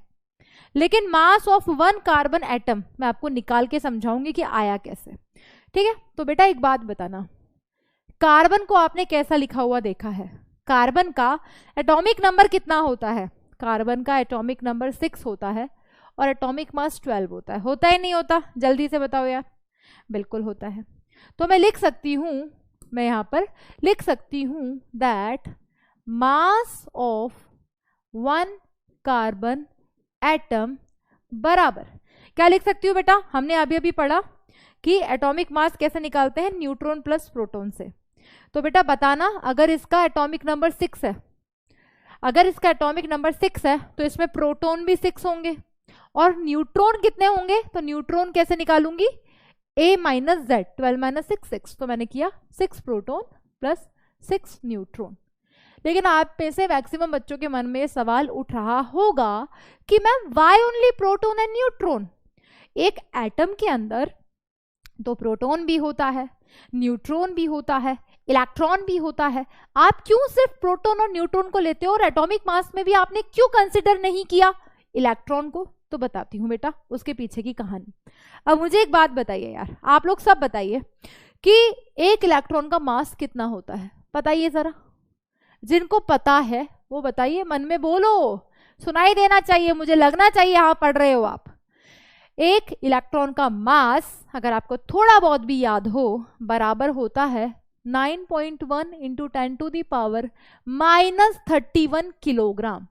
अगर मैं आपसे पूछूं कि एक प्रोटॉन का मास कितना होता है तो आप बोलोगे 1.66 into 10 to the power minus 27 kilogram. अगर मैं आपसे पूछूं मास ऑफ वन न्यूट्रॉन कितना होता है तो आप बोलोगे 1.67, थोड़ा सा ज्यादा होता है, into 10 to the power minus 27 kilogram. तीनों का मास एक बार कंपेयर करना बेटा, तीनों का मास एक बार कंपेयर करो। जब आप इनका मास कंपेयर कर रहे हो ना तो आपको एक चीज फील होगी, है ना? क्या फील होगा कि भाई 10 to the power minus 31, 10 to the power minus 27, ये तो समझ आ रहा है कि मास ऑफ प्रोटॉन लगभग मास ऑफ न्यूट्रॉन के बराबर होता है एक एटम के अंदर। लेकिन भाई इलेक्ट्रॉन का मास तो बहुत कम है, 1,00,000 टाइम्स कम है, 27, 28, 29, 30, 31, मतलब 10 to the power 4 times mass electron का कम होता है। 10 to the power 4 times, 10 times भी कम होता तो बहुत कम है। तो इसका मास इतना कम है कि एटम के वेट के लिए रिस्पॉन्सिबल इलेक्ट्रॉन होते ही नहीं है। कौन होता है? सिर्फ और सिर्फ प्रोटॉन और न्यूट्रॉन। तो हमें अगर एक इसका कार्बन का मास निकालना है तो हम क्या करेंगे भाई, हमने यहाँ पे क्या किया, 6 प्रोटॉन और 6 न्यूट्रॉन के मास को प्लस कर दिया। तो आप यहाँ पे क्या लिखोगे, आप लिखोगे भाई 6 इंटू, एक प्रोटॉन का मास कितना होता है 1.66 into 10 to the power minus 27 plus 6 neutron का मास कितना होता है 1.67, 6 into 1.67 into 10 to the power minus 27। यहां से क्या कॉमन आ रहा है देखना जरा, यहां से क्या कॉमन आ रहा है? यहां से कॉमन अगर आपने इसे ले लिया 1.66 into 10 to the power minus 27, तो यहां से कॉमन आ रहा है 6 प्लस 6, तो क्या आ गया 12। और बेटा अभी अभी ध्यान से देखो, इसकी वैल्यू को हमने डिफाइन किया है कि 1U कितना होता है 1.66 into 10 to the power minus 24 gram. क्या मैं इसको लिख सकती हूँ 1.66 into 10 to the power minus 27 kilogram? Gram से किलोग्राम में किया है, तो इसकी वैल्यू किसके बराबर है 1U। तो कितना होता है एटम का मास 12U। इस U का सिग्निफिकेंस आपको समझ में आ गया? कैसे आया ये वैल्यू 1U की, कैसे आई देख लो। इतनी, एक एटम का मास जब डिफाइन किया जा रहा है तो जितने प्रोटॉन और न्यूट्रॉन है उन्हें प्लस कर दो, साथ में U लगा दो, वो उसका क्या हो जाएगा मेरे प्यारे बच्चों? वो हो जाएगा उसका atomic mass. And atomic mass is not the actual mass, it is relative mass as compare to 1 AMU या 1U। देख लो बेटा ध्यान से, इसे क्लियर है एकदम? देख लो बेटा इसे ध्यान से, है ना? तो अगर मैं बोल रही हूं मास ऑफ 1 मोल कार्बन। ये नहीं पता होता काफी बच्चों को कि एटॉमिक मास में न्यूट्रॉन प्लस प्रोटॉन को क्यों प्लस कर रहे हो, इसलिए प्लस कर रहे हैं बेटा, इलेक्ट्रॉन का मास बहुत कम है। अगर तुम्हारा वेट अगर मुझे मेजर करना है, मैं कहूं आज मैंने नाखून काटे हैं, मेरा वेट आज मत मेजर करो, अरे भाई मेरे पूरे बॉडी वेट में मेरे नाखून के वेट का कॉन्ट्रीब्यूशन ना के बराबर है, तो मैंने नाखून काटे हो या नहीं काटे हो, मैं उसका कंट्रीब्यूशन इन्वॉल्व ही नहीं कर रही हूं। तो भाई इलेक्ट्रॉन का मास ना के बराबर है, उसकी हमें जरूरत ही नहीं है। तो इसीलिए जब भी किसी एटम का वेट मेजर किया जाता है तो सिर्फ प्रोटॉन और न्यूट्रॉन को कंसीडर किया जाता है, साथ ही साथ that is the relative mass, that is not the actual mass. That is the definition of atomic mass.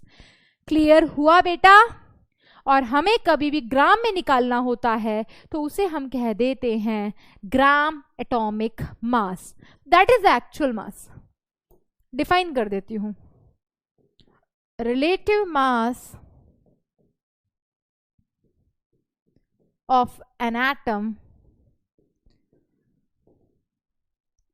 As compare to 1 AMU, उसे मैं बोलती हूं बेटा एटॉमिक मास। मैंने आपको डेफिनेशन बाद में लिखवाई है, समझा मैंने आपको पहले दिया। सेम इसी तरीके से डिफाइन किया जाता है ग्राम एटॉमिक मास, सेम इसी तरीके से डिफाइन किया जाता है ग्राम एटॉमिक मास। समझना बेटा ध्यान से, ग्राम एटॉमिक मास क्या होता है? That is the mass of 1 mole atom. Simple words, ये फिक्स करके चल रहा है कि 1 मोल एटम का जब आप मास बता रहे हो, that is the mass of 1 mole atom. तो ये ऑलरेडी कंसीडर करके चल रहा है 6.02 × 10⁻23। कैसे? मास ऑफ, जैसे कि मुझे बताना है, इसका एक एग्जांपल डिस्कस कर लेते हैं, है ना, ध्यान से समझना। जैसे कि मैंने कहा mass of 1 mole carbon atom, mass of 1 mole carbon atom, mass of 1 mole carbon atom. तो इसको हम क्या लिख सकते हैं और कैसे लिख सकते हैं?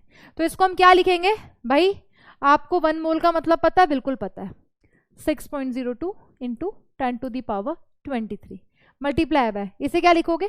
Mass of 1 carbon atom, mass of 1 carbon atom. अब बताइए 1 कार्बन एटम का मास कितना था? 1 कार्बन एटम का मास कितना था वो हम बिल्कुल निकाल सकते हैं। तो पहले तो हमने लिखा 6.02 × 10⁻23 इंटू एक कार्बन का कितना था? 12U, और मैंने आपको बताया U किसके बराबर होता है? U बराबर होता है 1/Na के। ये एज इट इज, ये एज इट इज, ये ऐसे होता है, ये इससे कैंसिल आउट हो गया, कितना आ गया? 12 ग्राम। तो जब हम किसी भी एटम को ग्राम एटॉमिक मास अगर उसका हम डिफाइन करते हैं तो मास ऑफ 1 कार्बन एटम बताते हैं जिसकी यूनिट ग्राम हो जाती है। तो कैंसिल हो जाता है ये, आपको कुछ नहीं करना। अगर एटॉमिक मास बोला है तो 12U बोलो, ग्राम एटॉमिक मास बोला है तो 12 ग्राम बोलो। इजी, देख लो बेटा। सेम इसी तरीके से बेटा, बिल्कुल सेम इसी तरीके से मॉलिक्यूलर मास और मोलर मास होता है ना, उसी तरीके से मॉलिक्यूलर मास और मोलर मास होता है। तो बता देती हूं मैं आपको सबसे पहले मॉलिक्यूलर मास के बारे में, फिर मैं आपको बता देती हूं मोलर मास के बारे में। ठीक है, मोलर मास, इसे ग्राम मॉलिक्यूलर मास भी बोलते हैं। तो क्या डेफिनेशन होती है मॉलिक्यूलर मास की? समझना ध्यान से, सुनना ध्यान से। रिलेटिव मास, बिल्कुल हमें क्या करना है, सभी एटम्स के मास को सब प्लस कर देना है, सभी के एटॉमिक मास को प्लस कर देना है। तो relative mass of a molecule as compare to 1 AMU, ये क्या कहलाएगा? ये कहलाएगा मॉलिक्यूलर मास। एग्जाम्पल देखो, जैसे कि मुझे H2O का मॉलिक्यूलर मास निकालना है। एक हाइड्रोजन का मास कितना होता है? एक हाइड्रोजन का मास 1 होता है, 2 है तो 2 से मल्टीप्लाई किया 16, तो कितना हुआ? 18U। वहीं पे अगर मैं बात कर रही हूं मोलर मास की या ग्राम मॉलिक्यूलर मास की, ये क्या होता है? That is the mass of 1 mole molecule. बस इतना सा डिफरेंस है कि अब ये 18 ग्राम हो जाएगा। कन्वर्जन एकदम सेम है। क्या बेटा? कन्वर्जन एकदम सेम है। देख लो एक बार ध्यान से।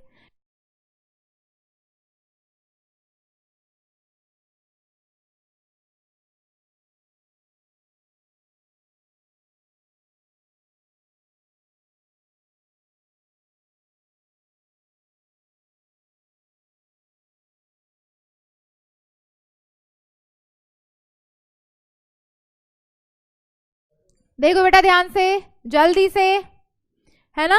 तो ये टर्म्स है बेटा। बस एक चीज का ध्यान रखना, जैसे मॉलिक्यूलर मास होता है वैसे सेम उस तरीके से बेटा फॉर्मूला मास होता है। क्या? फॉर्मूला मास होता है। बट ये जो टर्म है ना बेटा फॉर्मूला मास, ये जो टर्म है ना formula mass, that is used for ionic compounds या आयनिक सॉल्ट्स। क्योंकि आयनिक कंपाउंड्स को जब वो मॉलिक्यूल ही नहीं है तो हम उसका मॉलिक्यूलर मास थोड़ी ना बोलेंगे, तब हम क्या बोलते हैं? तब उसे हम बोलते हैं दैट इज फॉर्मूला मास। और जैसे कि एग्जांपल मैं आपको बता दूं NaCl, तो इसका कितना हो गया? 58.5 U। आप मेजर करके देख लेना।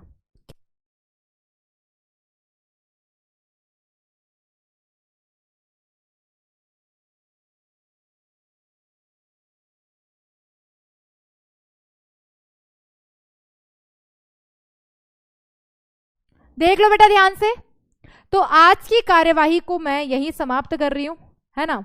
आगे मैं आपको कल बहुत सारी चीजें पढ़ाने वाली हूं, उसके लिए मैं आपको एक बेसिक सा होमवर्क देके जा रही हूं, है ना?